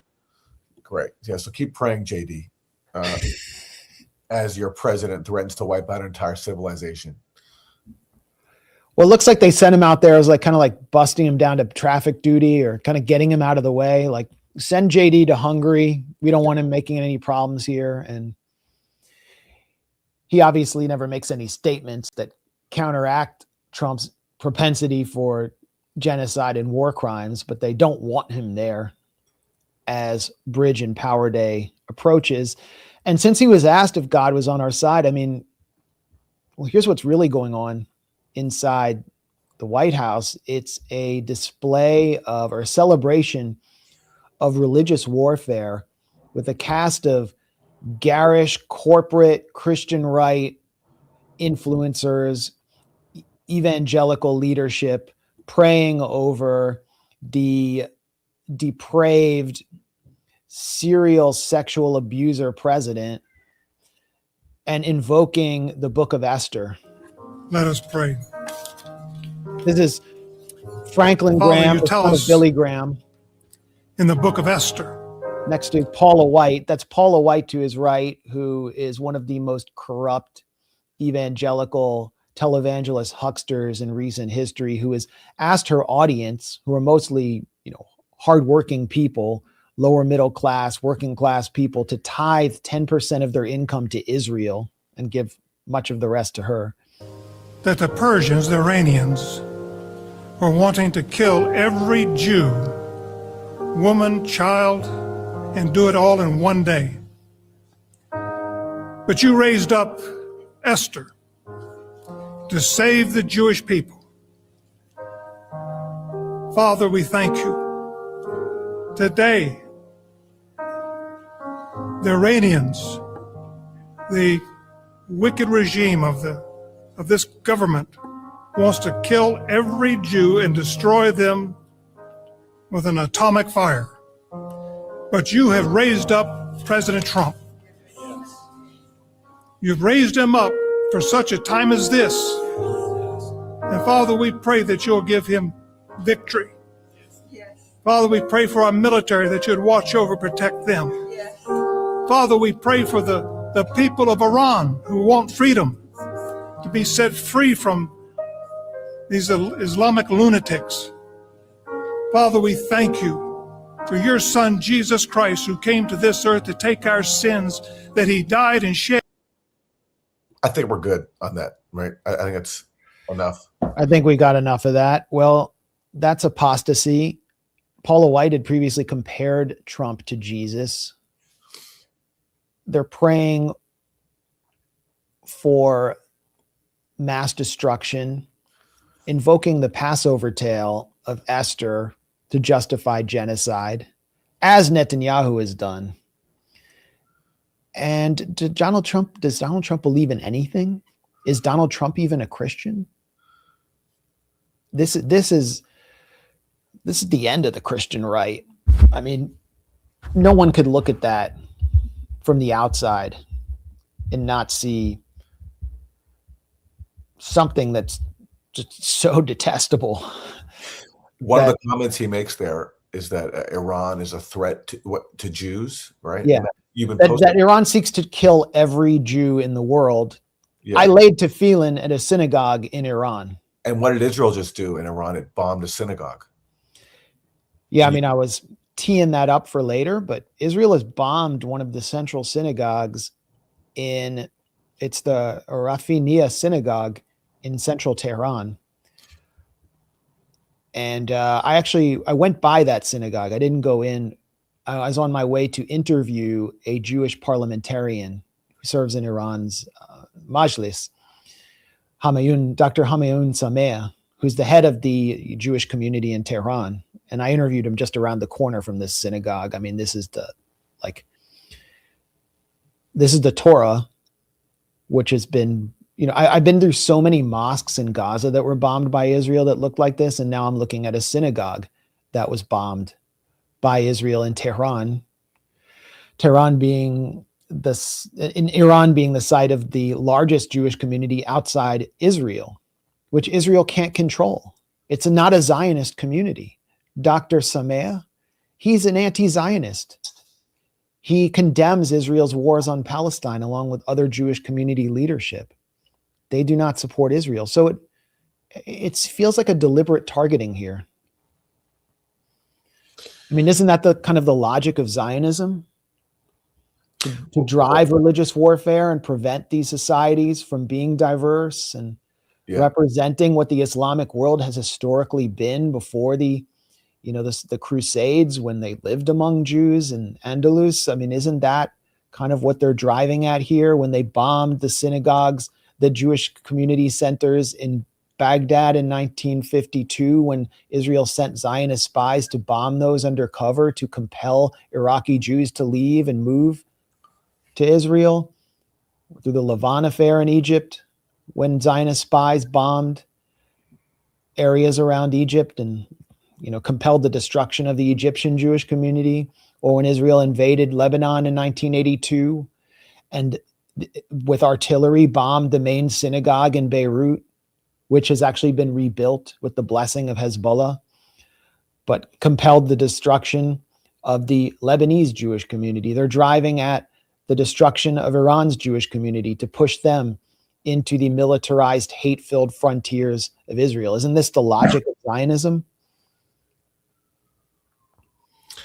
Yes, it underscores that Zionism is a threat to everything on this earth in its way, including Jewish people. And I have no doubt that strike on that synagogue was deliberate, just as every strike on Iranian infrastructure is deliberate, as Trump has bragged about. But what else have they hit in recent days? They've hit universities, and people like Jake Tapper go on CNN and say, well, Trump could argue that this is dual use. He said that? Jake Tapper said that. Yeah. Here, I'll mute myself while I have this siren going off, but go ahead. Well, I don't have that Jake Tapper clip. We can do some more Tapper later, but it's rare that you hear Melania speak in any way that's offensive. But at this White House Easter festival, she was asked for her view on the assault on Iran, and I found this stunning.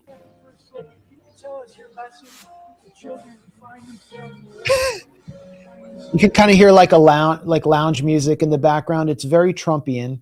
She's next to this trippy Easter bunny, the Easter BB. Well, all of this is happening for their future, so they will be safe in years to come.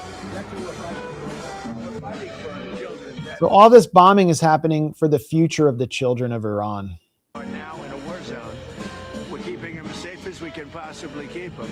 But we're fighting for their parents, their grandparents. We're fighting for them. We're fighting for their future. And I will tell you, it was given to me loud and clear.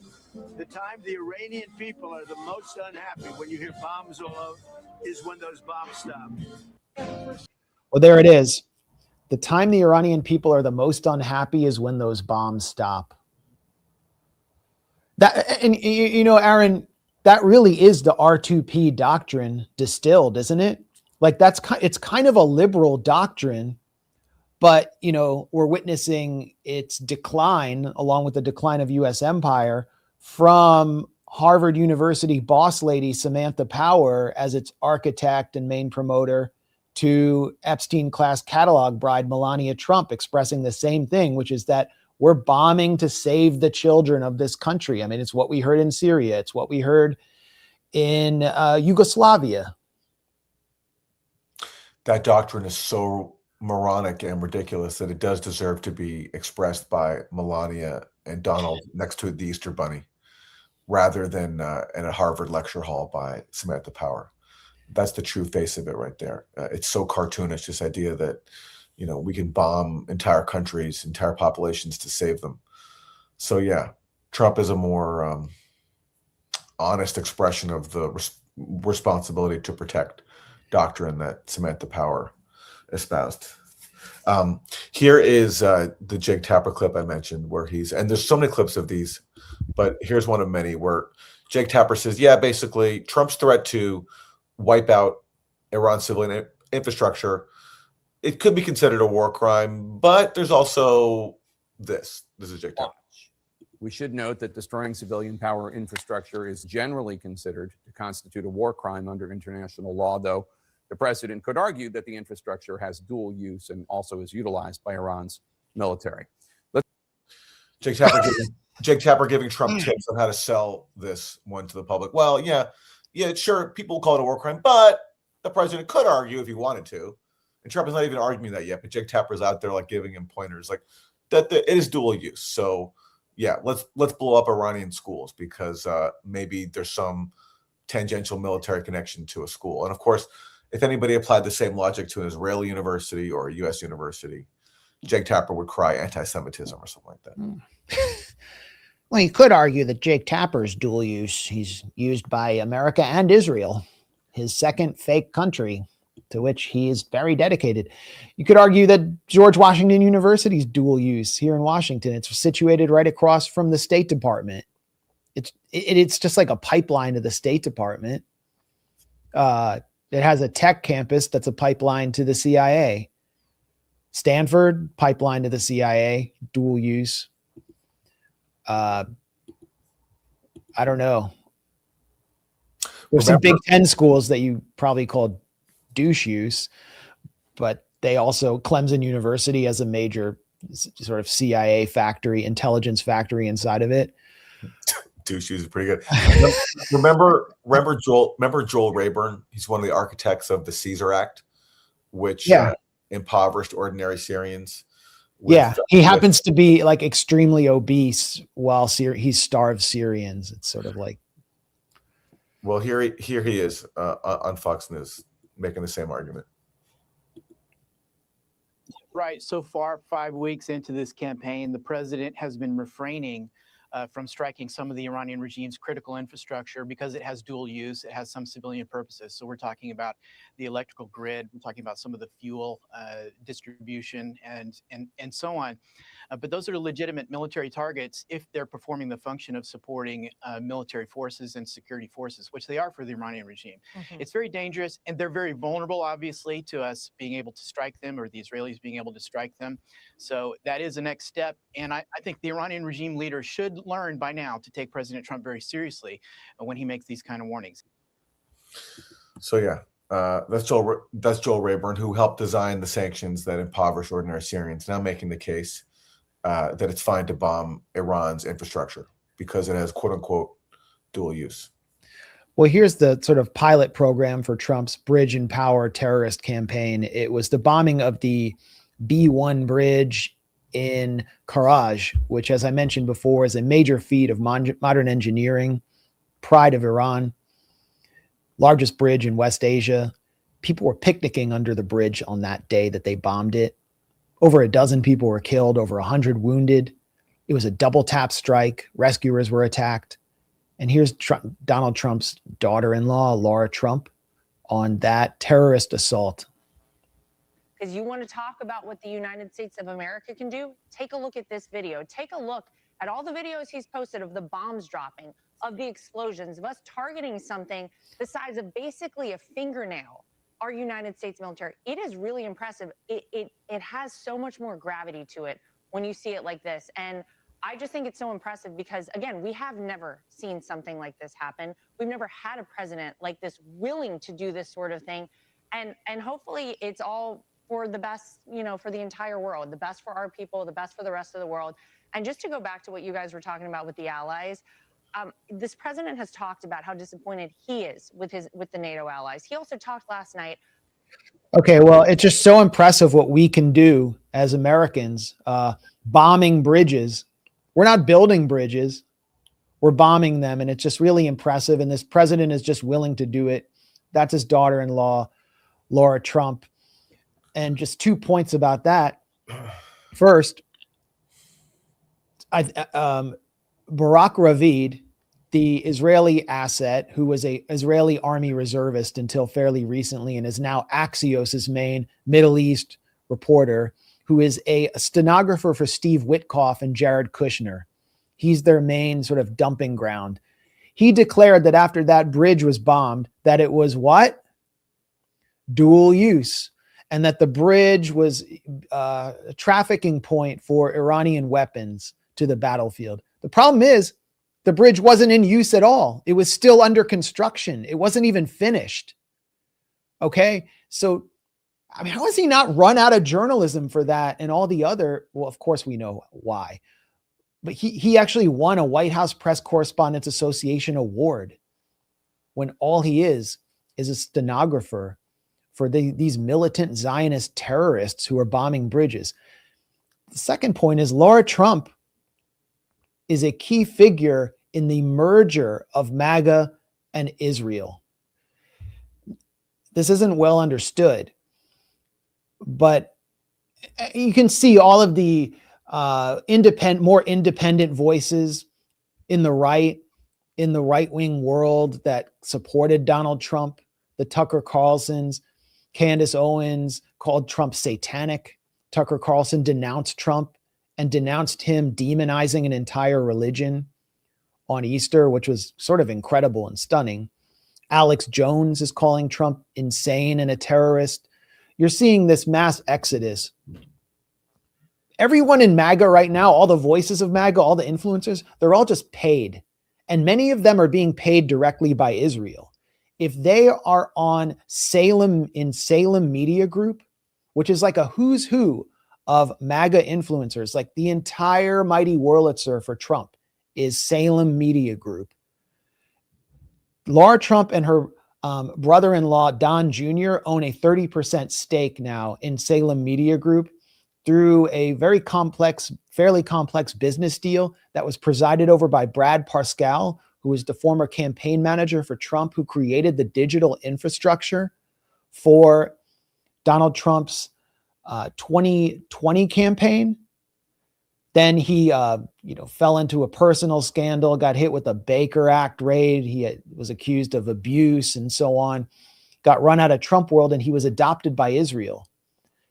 And through his clock tower strategies, got a major $10 million contract to game AI systems and buy MAGA influencers through the Israeli Foreign Ministry with money sent directly by the Israeli Foreign Ministry through an intermediary based in Germany called Havas Media.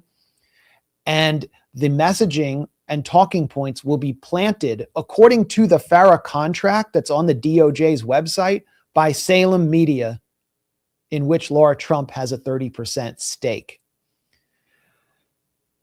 And so, like, all the major voices are being basically paid by Israel. MAGA has merged with Israel. There's no space between them now. They're basically all a bunch of unregistered foreign agents, and they're being fed these talking points to support terrorism across Iran. So that's what we just witnessed there. I really miss the days when Hunter Biden taking a contract with Burisma was like the face of government corruption. I mean, as you pointed out, I think your line was the Trump team makes Hunter Biden look like Ralph Nader. It's true. The corruption combined with the evil and servitude of a foreign power is just absolutely off the charts. And meanwhile, look, the Gulf sovereign wealth funds are now they've committed something like $20 billion in loan guarantees for the Ellisons takeover bid of Paramount. The Ellisons deeply tied in with Trump. is anything going to get the Gulf to rethink their investment in Trump Inc.? They already have a lot of money. The UAE has a lot of money in the Witkoff Trump crypto business. A lot more money, many Gulf states in Jared Kushner's firm. Is anything that Trump does, which threatens all their economies, now going to get them to rethink their investment with this guy? That's the aspect of this that I just don't understand. Well, they're still clamoring for more military action. Saudi Arabia is still allowing Donald Trump's or the U.S.-Israeli coalition to use its airspace. Kuwait is still allowing the U.S. to launch HIMARS strikes on Iran. Bahrain, the hated Al Khalifa dictatorship, has been allowing the U.S. to use its space for attacks on Iran. I'm only seeing Qatar pull back a little bit and Oman remain neutral. So they're still relying completely on the protection racket model in which the United States protects their oil fields in exchange for basing, except the U.S. is no longer protecting it. Exactly. Yeah. Donald Trump is sacrificing the entire region for Israel, for his masters in Israel. And we can see what just took place at the Al Jubail oil facility in Saudi Arabia for a clear illustration of this and for the crisis that we are all going to face.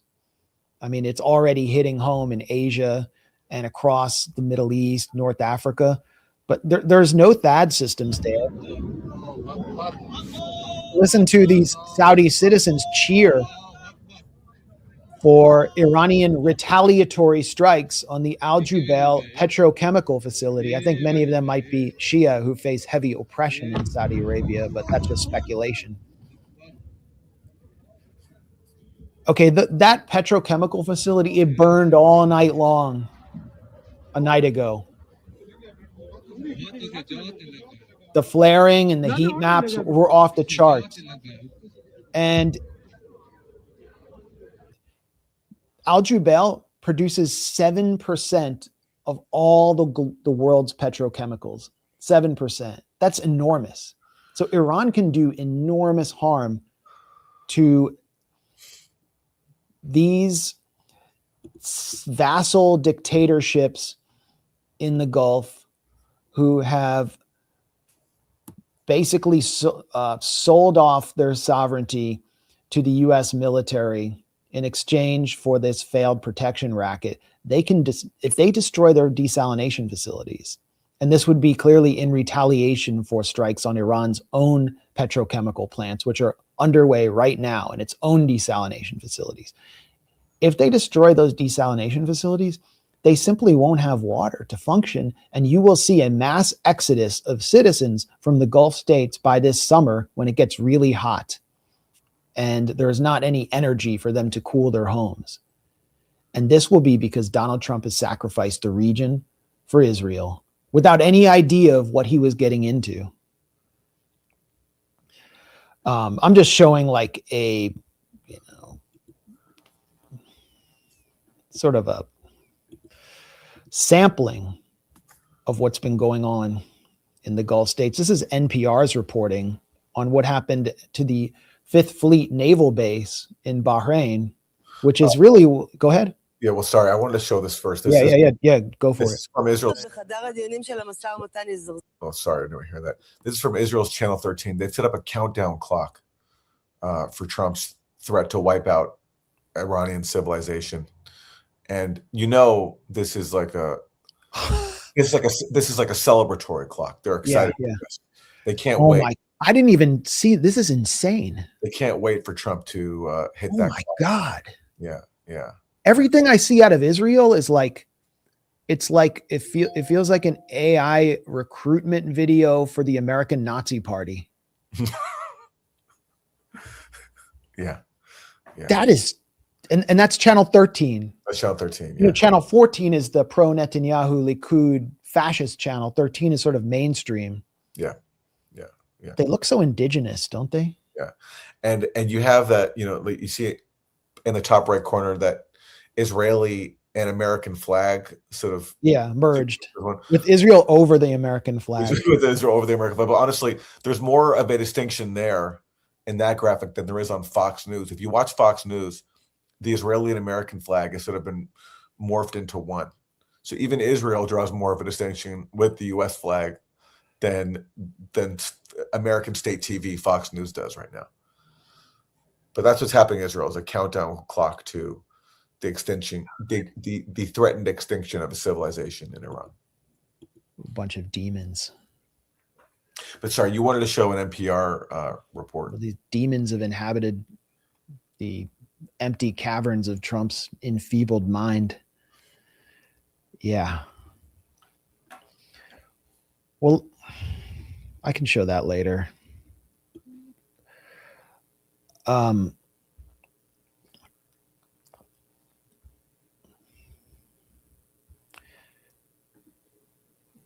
Let's go back to some more of what the U.S. Israeli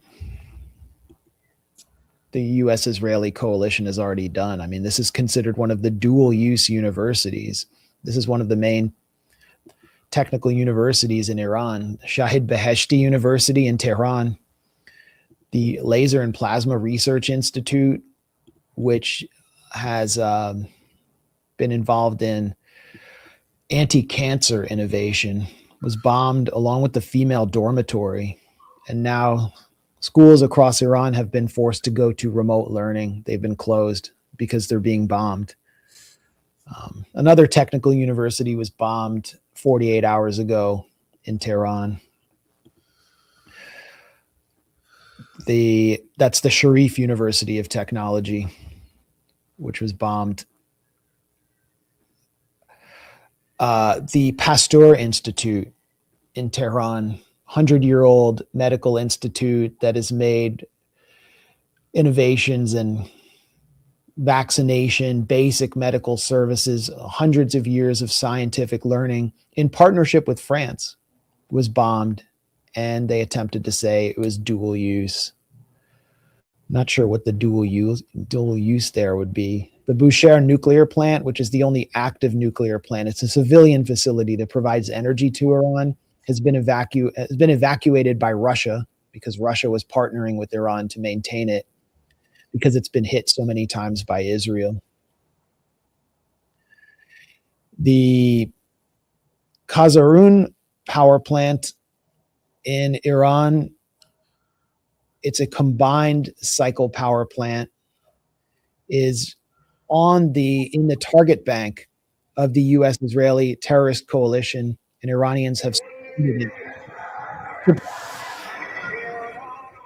in defense of humanity, in defense of civilization, against this war of barbarism.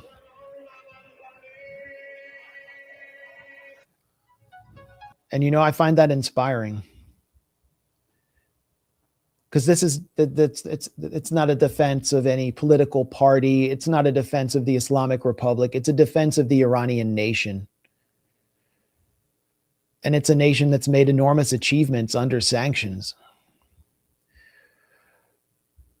There's we mentioned the bombing of the Rafinia synagogue.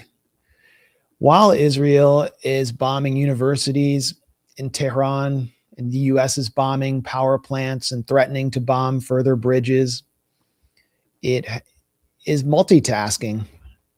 And Israel wiped 2 entire villages off the map in southern Lebanon, Nakura and Taibeh, and then publicized the footage. It was proud to do this to these villages, which predate Israel by hundreds and hundreds of years. These are historic villages that have been wiped off the map. I mean, it's Israel that's always wiping people off the map.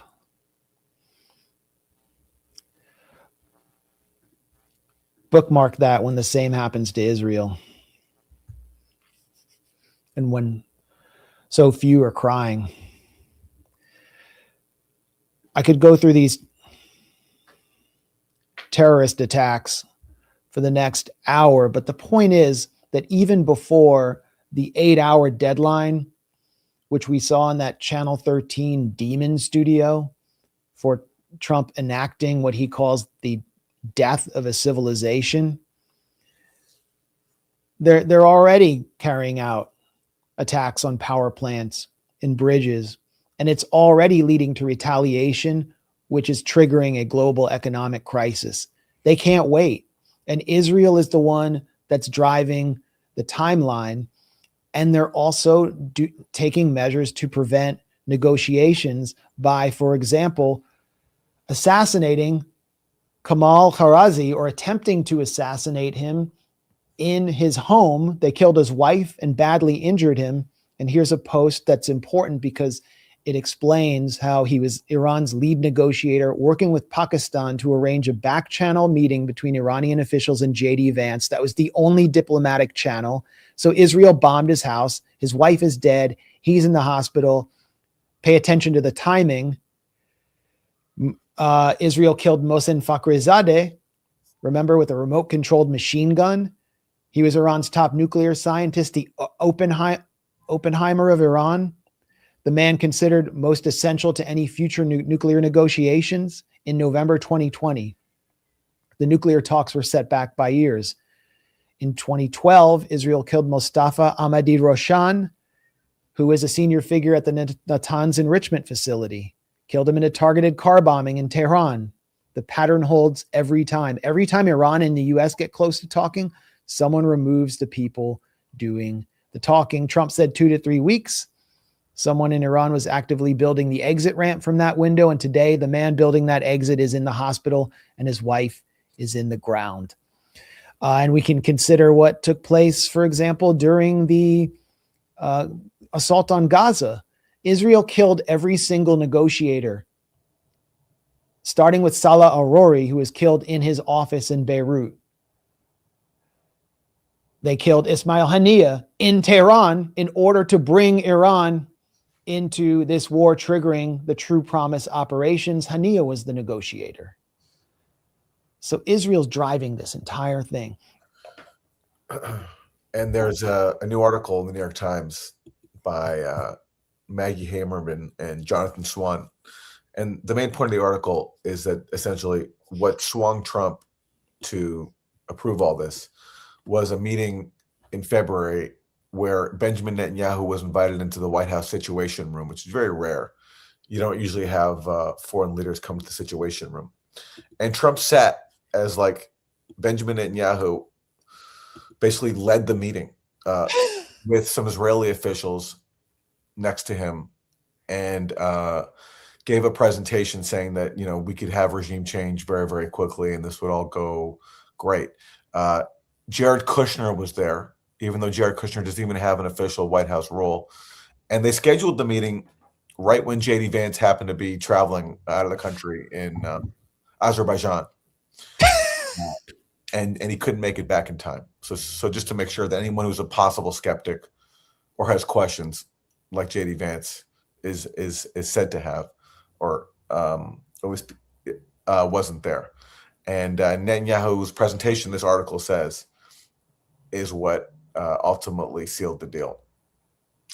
And it's just amazing. So yeah, Jared Kushner and Steve Witkoff, who are supposedly Trump's top negotiators with Iran, are there at a meeting where Benjamin Netanyahu is convincing Trump to go to war. And then they go off and they still pretend to engage in negotiations with Iran. And again, Jared Kushner doesn't even have an official government position, but yet he's at the most sensitive meeting possible. Yeah, that's apparently what did it, according to this article, at least. Well, I was in D.C. when Netanyahu arrived. It was obvious what he was driving at, and he got his wishes. Lindsey Graham was trading places with Netanyahu. He would go over to Tel Aviv and he'd meet with Netanyahu and the Israelis and tell them how to negotiate with Trump. He was advising Israel, a foreign country, on how to manipulate the president. And now that they got him in it, they're not going to let him out. Israel will not let Trump out of this war. Trump is essentially an Israeli proxy, using Israeli rhetoric of genocide in Iran, shredding the global economy, destroying the region.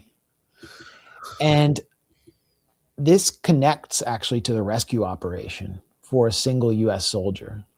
I talked about it with Ahmad, who raised questions about whether it was bringing, 2 C-130s, A-10s, drones, Black Hawk helicopters, Apache attack helicopters, something like 100 special forces troops. I could be getting the numbers wrong and maybe some of the aircraft wrong. The U.S. lost about 6 aircraft in this entire operation, starting with an F-15E, where the 2 pilots ejected. There are so many strange details about that rescue operation, including claims that this colonel, who may have been much older than the average U.S. service member, walked like 110 miles after ejecting and being wounded in order to reach this rescue site. Strange details. Ahmed raised the question of whether this was an attempt at sort of pilot program for a ground operation, whether there could have been, I don't know, an attempt to steal Iran's uranium, which would have given Trump the win he needed to get out of the war. There are so many theories going around. But one of the stranger things that happened was, and I don't know if I actually don't have this clip ready, but it would be, I can pull it up momentarily, is that after the first pilot was rescued, there was a second, there was the weapons specialist who ejected. And the US military and Trump did not want that to be known, because they didn't want Iranian soldiers, paramilitary, Basij, police, average people rushing out to capture that second pilot. So they wanted sort of a gag, even though anyone could have deduced that there would have been a second pilot, because they, don't go solo in F-15s. Somebody leaked that a second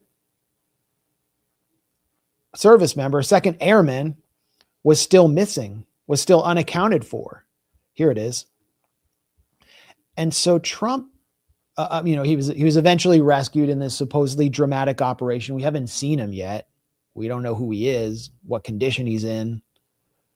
Is he the next John McCain, who, by the way, was on his way to bomb a light bulb factory in Vietnam when he was captured? We don't know. Trump threatened the entire U.S. media over this leak and threatened to jail reporters. As you probably know, we didn't talk about the first one for an hour. Then somebody leaked something, which we'll hopefully find that leaker. We're looking very hard to find that leaker, and talked about there's somebody missing. They basically said that we have one and there's somebody missing. Well, they didn't know there was somebody missing until this leaker gave the information. So whoever it was, we think we'll be able to find it out, because we're going to go to the media company that released it, and we're going to say, national security, give it up or go to jail. And we know who, and you know who we're talking about, because some things you can't do. Because when they did that, all of a sudden, the entire country of Iran knew that there was a pilot that was somewhere on their land that was fighting for his life. And it also made it much more difficult for the pilots and for the people going in to search for him. All of a sudden, they know that there's somebody out there. They see all these planes coming in. It became a much more difficult operation. So you get the point. Trump's furious at the leaker. He wants to storm into a legacy media outlet with federal agents and arrest journalists for that leak. The situation got a little more complicated, though, didn't it? When Israeli Hebrew language journalists started pointing the finger at who the real leaker probably was, the first journalist to report that there was a second airman who is still missing appears to have been Amit Segal, who is Netanyahu's main water carrier, Netanyahu's main stenographer in the Israeli media. And he reported it, and then he took credit for it on his own personal Telegram channel. Now he's kind of feeling the heat. Here he is today. He's saying, well, I appreciate the attention. I fear it's undeserved. I was not the first journalist to report he was missing. I suppose the accusations are a testament to my timely reporting, but The Guardian and 2 Israeli channels broke the story before I did. I imagine Israeli journalist endangers American pilot makes a better headline. And, I pointed out that, Netanyahu's main water carrier seems worried. And this is his Telegram channel, where he said, as you may recall, this was first published here. Another journalist who prominently shared this information at that time on Telegram in Hebrew is named Ariel Kahana. He is a journalist. He's the main diplomatic correspondent for Israel Hayom, which is the main pro-Netanyahu paper in Israel, sponsored by the Adelson family. So put 2 and 2 together here. They got it out there. Segal attributed his leak to a quote-unquote Western source. Kahana attributed it to an Israeli source. It seems pretty clear to me that Netanyahu leaked that. Isn't that kind of like, wouldn't that kind of make sense? And Netanyahu has a history, by the way, of leaking and then attributing it to Western sources or intelligence proxies. I can provide a specific example, but we don't need to. So Netanyahu, it looks like he sold out a U.S. service member. Why? Because it forces the U.S. to deploy ground troops into Iran. That's my theory, at least. I don't know if you've been following this, but it further demonstrates how Israel is controlling Trump and his delegation of authority and deployment of the U.S. military to sink deeper and deeper into this quagmire. I didn't follow this story, so I don't really have any thoughts. But yes, certainly Israel has every interest in prolonging this war of aggression for as long as it can. And I think the point you made about Israel killing every possible Iranian official that it can think of who could be a conduit for diplomacy, that's been clear from the start. Yeah. In terms of who they've been targeting. Like, I imagine when they decide to target someone in Iran, their number one consideration is like, is this person someone who could possibly help negotiate an off-ramp? And then if so, then they're selected to go. I mean, if you look at the list of people they've gone after, from Ali Larijani, yes, the latest victims, it's all people who've previously advocated diplomacy. Yeah. Larijani was the channel to the Gulf states, and so they killed him and killed many families and many people and bombed 5 separate sites in order to kill him in an apartment building, which is disgusting. Amit Segal, the journalist who claimed credit for that leak or revealing the leak, blocked me after I referred to him as Netanyahu's main water carrier. He had been following me for months. I never followed him back, but he had been following me for months, and then he suddenly blocked me. He's a little bit nervous right now. He's schwitzing under the collar. That rescue operation was a disaster, from what I can tell. They managed to get this colonel. They're saying 3 U.S. soldiers were rescued. This doesn't look like success to me. These are some photos from the destroyed aircraft, which were supposedly destroyed by the U.S. military itself to prevent Iran from capturing them. And they said, they got stuck.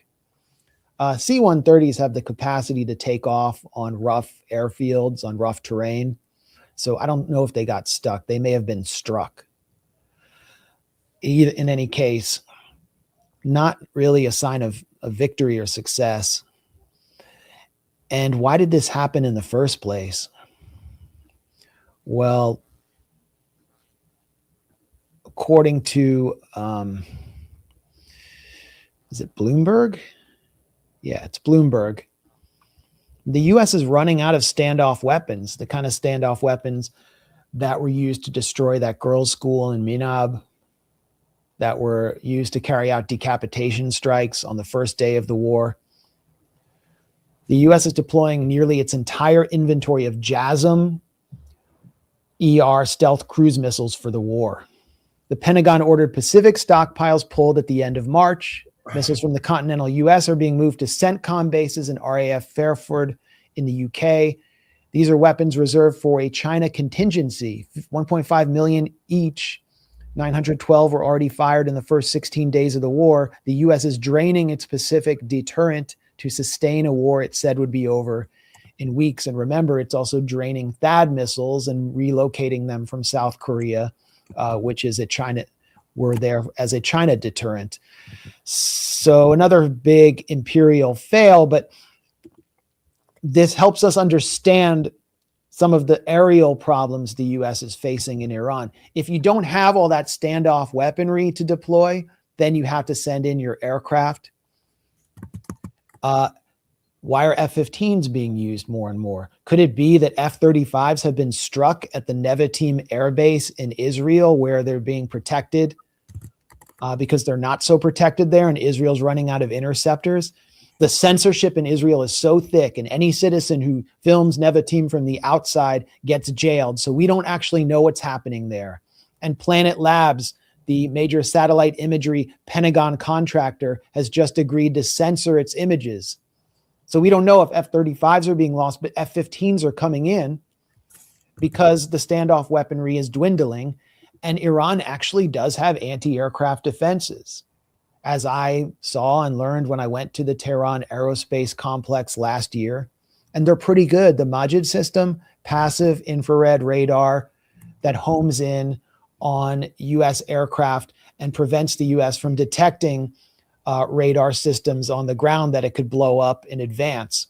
These are not systems that are designed to totally, dominate the airspace and control the airspace. I mean, Iran is a massive country. You can't control all the airspace from the ground.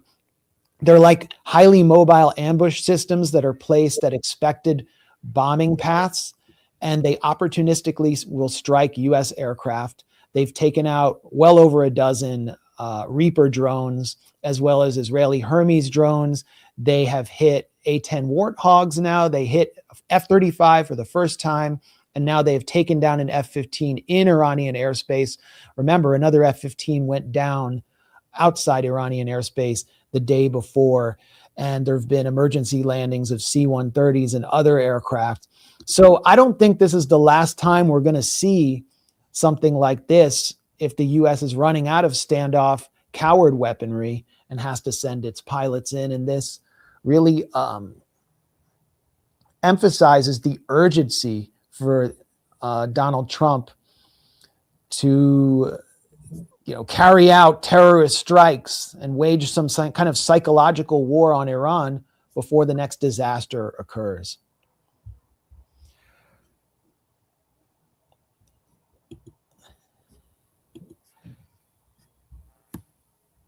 In the meantime, we have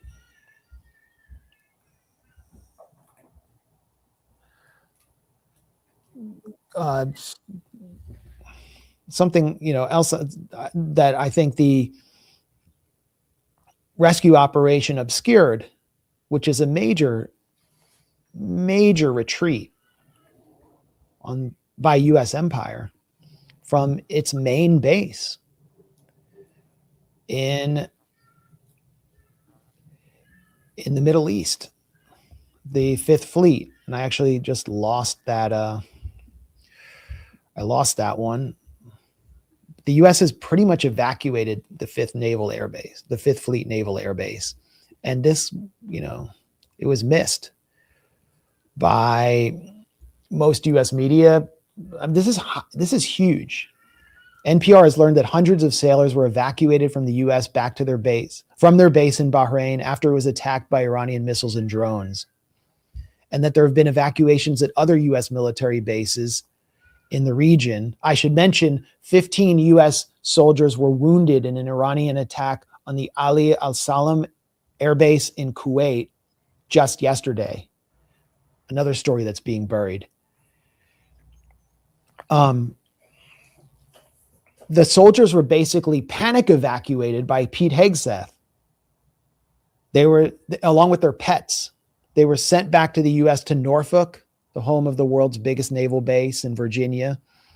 And the people in that area are being asked to donate toiletries because the sailors have nothing. They literally told them, get what you can in the backpack, you've got to go. They came with no uniforms, nothing. The 3 we met first, they came with the clothes on their back, what they could fit in their backpack. This is like a retreat, like Dunkirk level retreat from the multi-billion-dollar naval base that was the linchpin of U.S. power projection in the Persian Gulf. I wonder how many were also sent to hotels in the region for use as basically as human shields. That because the Trump administration has put U.S. military personnel in Gulf hotels, and then when Iran has received intelligence about their locations and hit those hotels, then the White House has claimed that Iran's attacking civilian infrastructure when they're in fact attacking the personnel of the military that's attacking Iran. And even the New York Times recently had to admit that this could be illegal. What the U.S. is doing is putting U.S. military personnel in civilian hotels, using civilian infrastructure and the civilians in these hotels as human shields. Well, they're moving them out of those hotels, and they're deeply worried because apparently Iran knew where they were, and they didn't expect this. Hegseth said, "Oh, we were taken aback. We were taken aback by Iran attacking our bases in the region." Were you taken aback because I don't know, Laura Loomer got the head of the Iran desk, the Iran director at the NSC, fired, who had warned explicitly that Iran would close the Strait of Hormuz and would wage a regional war if attacked? That's Nate Swanson. Laura Loomer's having this meltdown on me on Twitter because I pointed that out, that she got him fired and left Trump with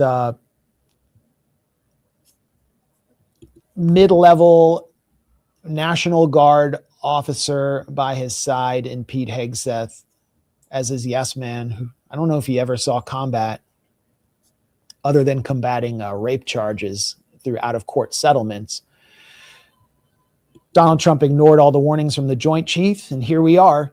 And they're now howling that, oh no, Russia's giving intelligence to Iran and telling them where our soldiers are, as if Iran doesn't have intelligence of its own and recon of its own. Doesn't have people on the ground in places like Bahrain telling them where the soldiers are. But no, maybe Russia is. Well, guess what? The U.S. the CIA trained Ukraine's SBU, which has been killing Russians in Belgorod, bombing Russians in civilian centers, blowing up pipelines. So all's fair. Sorry. Finally, Russia and China actually did something today, standing up to Trump at the UN after previously going along with the Board of Peace. They vetoed a measure that was backed by some of the Gulf states calling on Iran to reopen fully the Strait of Hormuz. And finally, and Iran, it should be said, has not closed the Strait of Hormuz. They've only closed it to countries that they deem to be complicit in the war of aggression against them. So even this talk about Iran's blockade of the Strait of Hormuz's closure, it's not even true. It's very U.S.-centric because Iran's kept it open as long as you're a friendly country and not complicit in a war of aggression against Iran. But anyway, Russia and China vetoed the resolution because, of course, it singled out Iran as the problem here and not the U.S.-Israeli war of aggression. So that's them finally at least standing up to Trump at the UN after previously going along with the Orwellian named Board of Peace. Yeah, and they had abstained from the Bahraini resolution which originally condemned Iran for basically defending its territory and defending itself against a war that was imposed. So now they're finally standing up.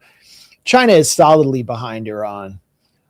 While sort of standing back and watching, it does have its own naval assets in the Persian Gulf, which are likely assisting Iran. There may be Chinese anti-aircraft systems that are active in Iran. There certainly is Chinese assistance economically, logistically, and when Iran rebuilds, they will be turning to China. All the construction equipment I saw in Iran was Chinese. And to transit the Strait of Hormuz at present, you have to pay in Chinese yuan. That may be the order going forward, which means that the Strait of Hormuz was open before this war was imposed. And if Iran succeeds in securing a toll system, it will represent one of the biggest blows to dollar dominance, the hegemony of the dollar, since the petrodollar system was established. We're witnessing with the withdrawal of U.S. bases in the region, with the possible collapse of the Al Khalifa colonially imposed family dictatorship in Bahrain. We're witnessing decolonization in real time. We're witnessing the unraveling of Sykes-Picot through this war. That could be part of Trump's ultimate legacy, beyond all of his terrorist threats and their fulfillment. That this war could be as significant in history as World War I in reorganizing the world order. And again, it doesn't serve U.S. interests in any way. But what hasn't happened yet is major unrest inside the heart of the hegemon. Like, that's a great point. Big protests against Trump haven't even happened yet, because I think people feel, with a lot of evidence, that their voices are just totally useless. That it doesn't matter what public opinion is anymore. It doesn't matter what popular sentiment is, that we're ruled by people who are, by Trump, who is just fundamentally anti-democratic, who doesn't care about his own country, is tied at the hip with Netanyahu. And so there is this sense of passivity and people struggling to make it in increasingly precarious times. As Trump just announced a brand new budget that cuts even more from domestic spending than he previously did, and increases funding for the military to $1.5 trillion. And he talked about how we can't even afford to cover daycare. We can't take care of daycare. That was his line. And he said we have to focus on our military only. I'm trying to find that clip. The White House actually removed the footage of his Easter,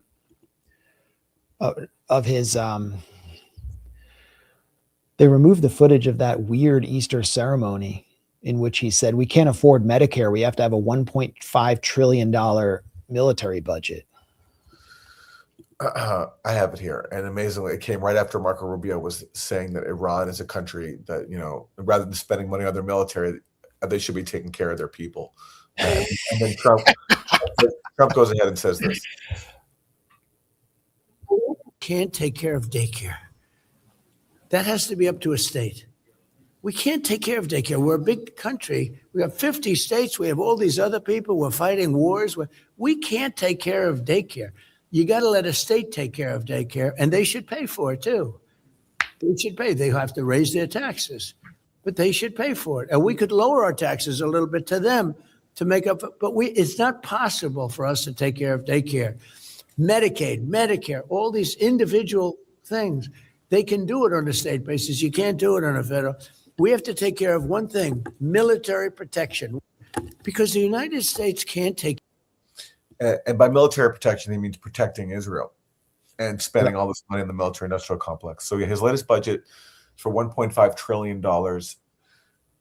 And if Democrats were an actual opposition party, they'd have so much opportunity to mobilize people. Like they could be organizing rallies themselves. Like, why not have a war powers resolution, organize rallies, organize people around this issue of Trump, threatening genocide against Iran, destroying its infrastructure, blowing up the global economy, stealing money from working people here to help blow up Iran and serve Greater Israel, but they're not.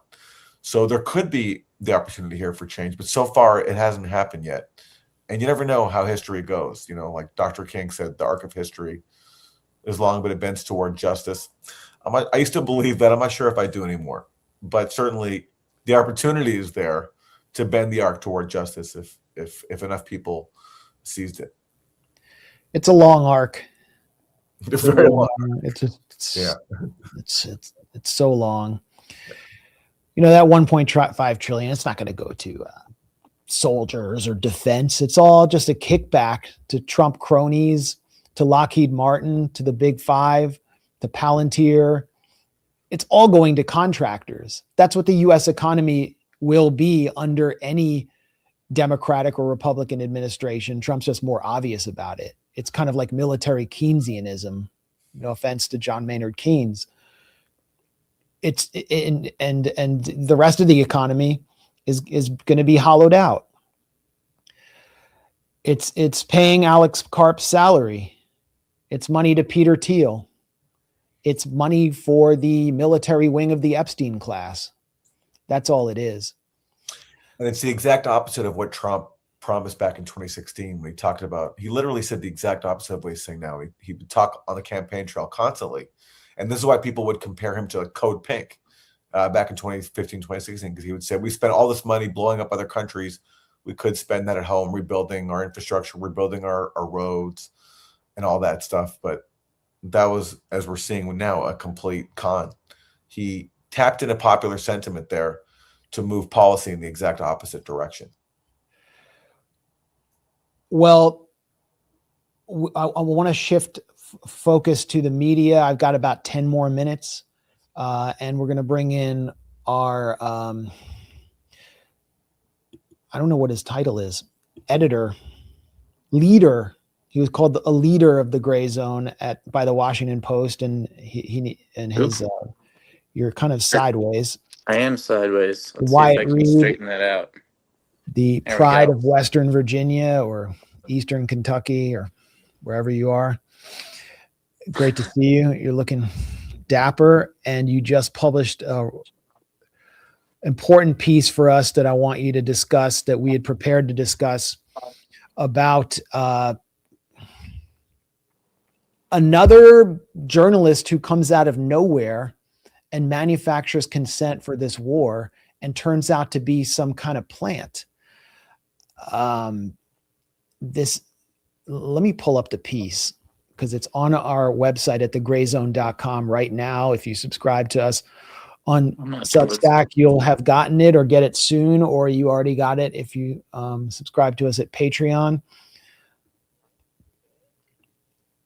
It's senior BBC Iran reporter Gonche Habibiazad,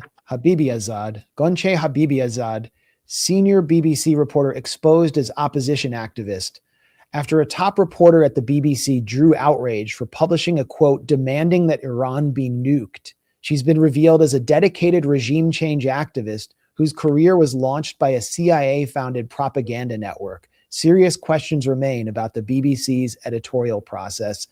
So this reporter quoted some random Iranian calling for Iran to be nuked, basically manufacturing consent for the deployment of a nuclear weapon on Iran.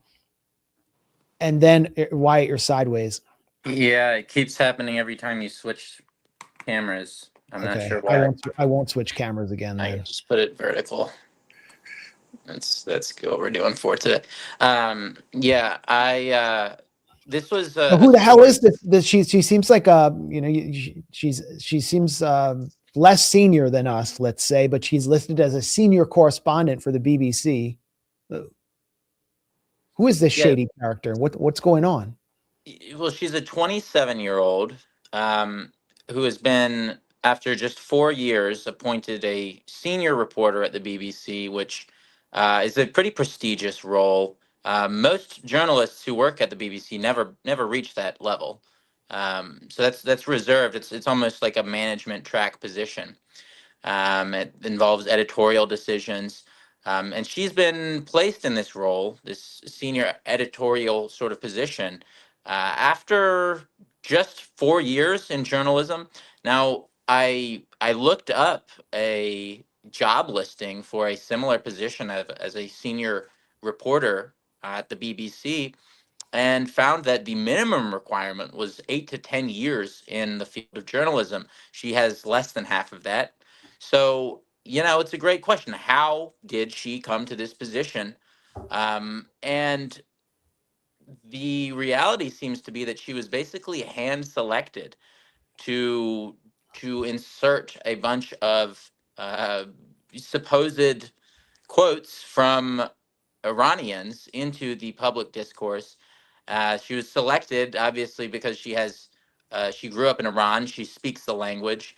She can be a much more effective protest whisperer than someone like her colleague, who we previously exposed, a woman named Deepa Parent, who is a French, supposedly a French. I guess she lives in France, but as far as I'm aware, she's not a native French speaker. She's an Indian woman who married a French man and adopted the last name Parent, or Parent, as she likes to say in interviews. She was a fashion blogger in India who came out to basically hype up all of these death toll numbers from the so-called protests, which were actually regime change riots. And she was the one pushing the 30,000 dead, which now Trump has inflated to 45,000. She basically multiplied by a factor of 10 the real death toll. And she came out of nowhere at The Guardian. And it turns out she's collaborated with this woman, Habibizadeh. Yeah, they seem like And best she, by the buds way, when she you listen deleted to her them talk account on the after podcast. she deleted her account on Twitter X after you exposed her. But she's collaborated with this woman, Habibizadeh, who, as you can see here, has quoted a random Iranian, Radin, who said, about them hitting energy infrastructure, using an atomic bomb, or leveling Iran, my honest reaction is that I'm okay with all of these. And then the BBC quietly deleted that quote. But you found that this woman, Gonche Habibizadeh, was like a dedicated regime change activist for years. That's right. So this kind of all came about yesterday when the account Zay Squirrel and a couple other sort of anti-imperialist accounts noticed this quote had been laundered by the BBC, this horrifying quote from a supposed Iranian inviting the United States to nuke their home country. All sorts of questions were asked. Is this a real Iranian? Does this person actually exist? Is this just a figment of, another sort of regime change crazed BBC reporter's imagination? Is this a real person? And rather than addressing any of these questions, Habibizadeh elected to change the quote without making any explanation or offering, any reason for why they did this. They changed the quote to something much more anodyne, much less horrifying sounding. No explanation.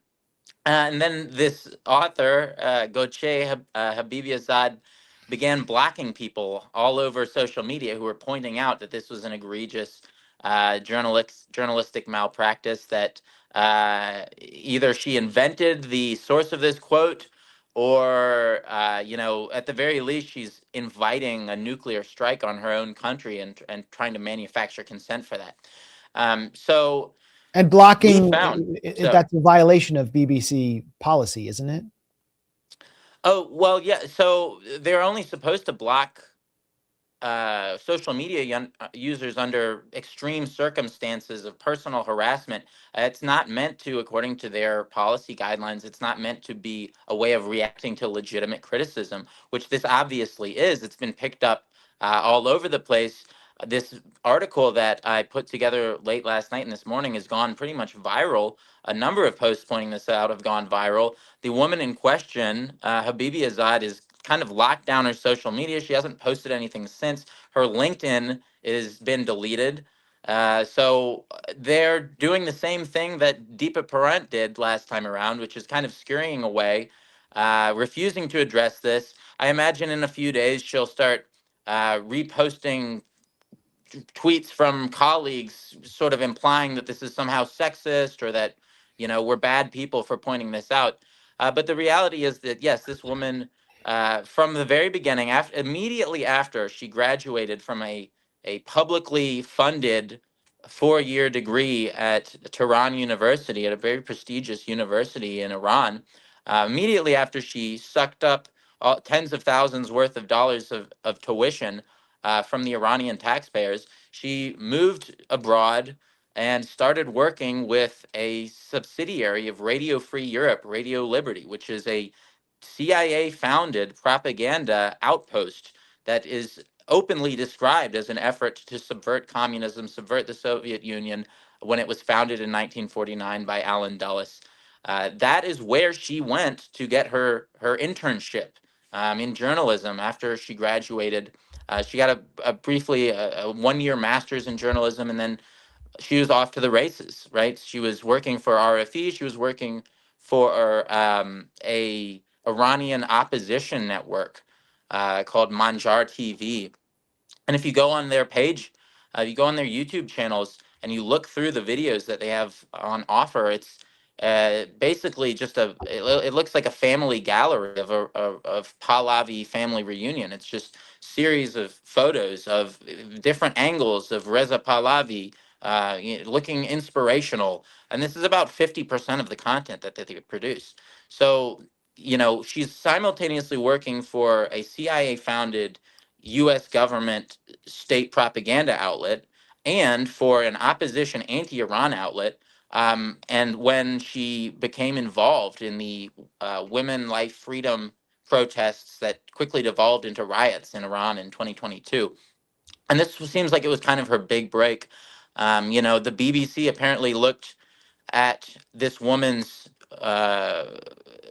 her materials, what she produced, and I guess they liked what they saw because they decided to bring her on to their verified team after her work kind of documenting these protests and whitewashing these protests and making them seem less violent than they were, making them seem the big break, as far as I can tell, came after this collaboration that she did with Deepa Parent, in which they falsely claimed that the Basij, this sort of paramilitary force in Iran that's affiliated with the government, had been targeting female protesters and shooting them in the genitals because they were sexually frustrated men, and that this is how they decided to take that out on women out in the streets. It was a ludicrous story.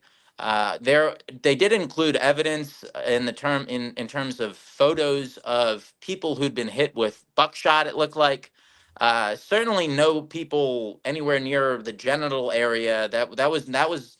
There are no photos that show anything like that. There are 3 photos that show that somebody in Iran during this time period was shot with buckshot. But they provide no evidence of any of these horrifying claims that they lead with in the headline. So that never came up in this interview that I described, where Deepa and Parent and Goche Habibi Azad are sort of reminiscing about what it was like to put this article together. Instead, they describe how they basically just interfaced with this network of doctors, this shady network of doctors. And it's a group of doctors that we've covered before in our previous expose on Deepa Parent. It's a monarchist tied network of dozens of alleged doctors in Iran who have been behind some of the most incendiary, ridiculous quotes and narratives that have come out from the Western press during this entire, sort of post-January Iran moment. Some of this alleged network of doctors was behind, first of all, the absurd death toll of 30,000 people killed by small arms in 2 days by Iranian police. Yeah. That's where this figure came from. And now I'm realizing, writing this report, that's where the claim that Iranian security forces were targeting women by shooting them in the genitals, that's where this came from as well. So it's a disinformation factory, a conveyor belt that's been set up. Yeah. And people like Deepa Parent and Habibi Yazid are sort of like the mindless wage slaves that are just churning this out. They're at the end of the conveyor belt, dumping it into Western audiences' faces. And in that regard, it kind of makes sense why they would pick morons with no experience. They don't want legitimate journalists who will actually do the real due diligence that it takes to work on a story like that, to go in and say, okay, well, we have people who, because Max, you and I have worked on a story like this before where we had heard some very horrible things and we said, okay, well, we have sourcing on this thing. We declined to print this article because we couldn't verify that one of our sources was not being ideologically motivated when saying this. This is what journalists are meant to do. And this, for me, this is probably why these people have been elevated to these positions of authority, because the people calling the shots at the BBC understand that they don't know anything, that they're morons. They're young 20-somethings who picked this field because it seemed like something to do. It seemed like something fun. Deepa Parent, fashion blogger, she likes writing about dresses, right? And then, a few years later, she's dropped in the midst of a new Cold War. It doesn't inspire much confidence, but I think that's kind of the point. And Deepa Parent was subsidized by regime change CIA adjacent billionaire Pierre Omidyar through this cutout at The Guardian, Humanity United. If you look at her articles, you can see in the upper left-hand corner that an NGO called Humanity United sponsors it. And that's Omidyar. It's run by his wife. So The Guardian itself has a lot to answer for, as does the BBC, violating its own stated hiring practices, violating its own editorial policy, and then violating just established editorial guidelines by quietly editing out a random quote, manufacturing consent for nuking Iran and softening it without acknowledging that at all, is a huge scandal. And it speaks to what the BBC has been doing in Iran through BBC Persia. It's the sophisticated regime change propaganda mechanism, which was run under the auspices of the British Foreign, Commonwealth and Development Office, its version of the State Department, which itself interfaces with the MI6. You have the kind of ratchet backyard wrestling, hardcore monarchist regime change network, Iran International, which seems to be pretty much controlled by Israel at this point. But BBC Persia, that's the sophisticated wing. And BBC's main, English wing has hired this monarchist activist, as you've exposed, as its main senior correspondent, who said, Wyatt, that she only interviews opposition activists.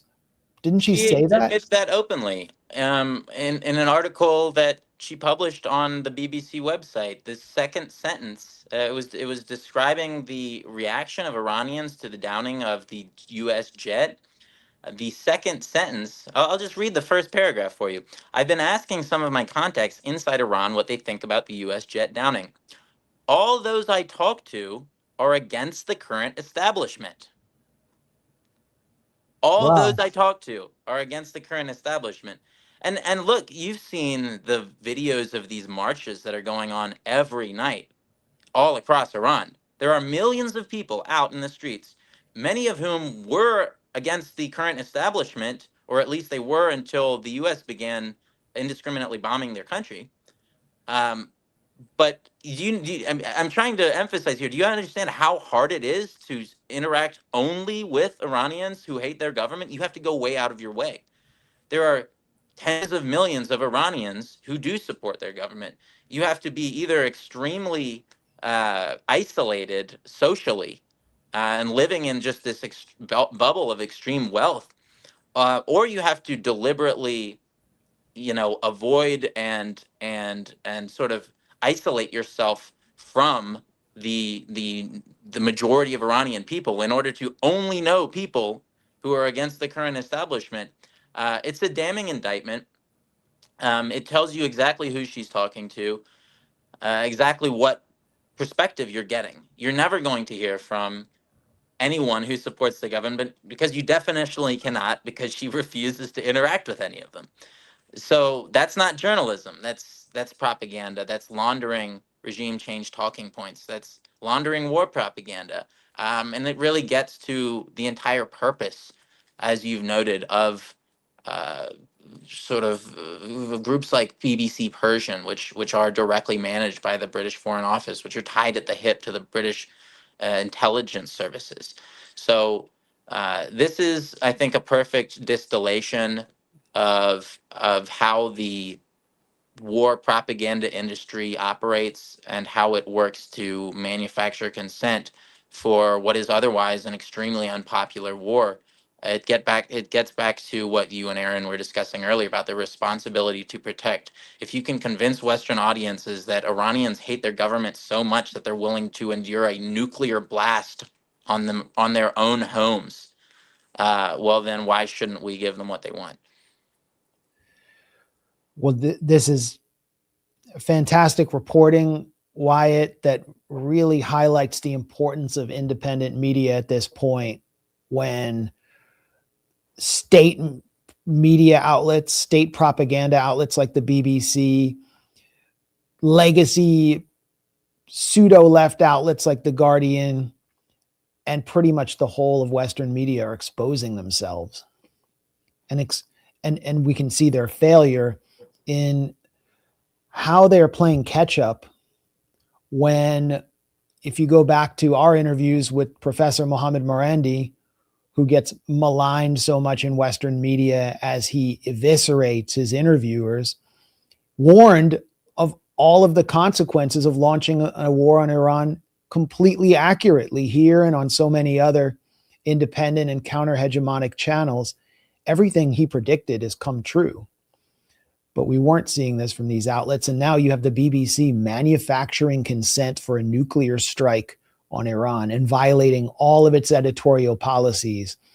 These networks are infested with these monarchist opposition activists posing as reporters.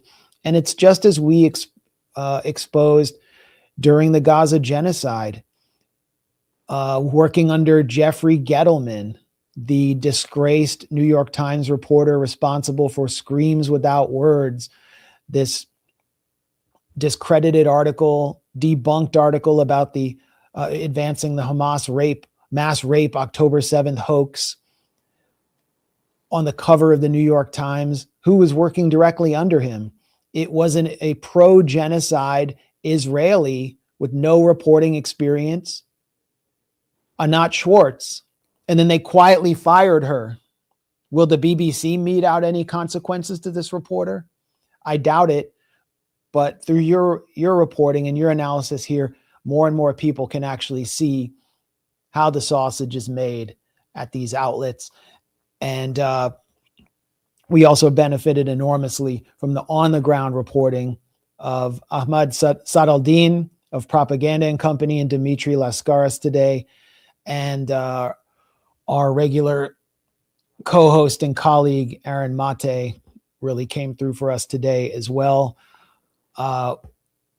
Wyatt, anything else you want to add before we jump off here? Send me any tips if you see any more people up to no good. We seem to have lost our connection with Wyatt. So with frozen Wyatt Reed, I will bid him farewell. And I'm really grateful to all of you for bearing with us on this brief hiatus from the Grayzone, but we're back. And thanks for liking this stream. subscribing to us here on YouTube, subscribing on Substack, where you'll get all of our original investigative reporting free in your inbox, supporting us on Patreon or any other way you see fit. We'll definitely be back soon with much more. So thanks again. Peace, everybody.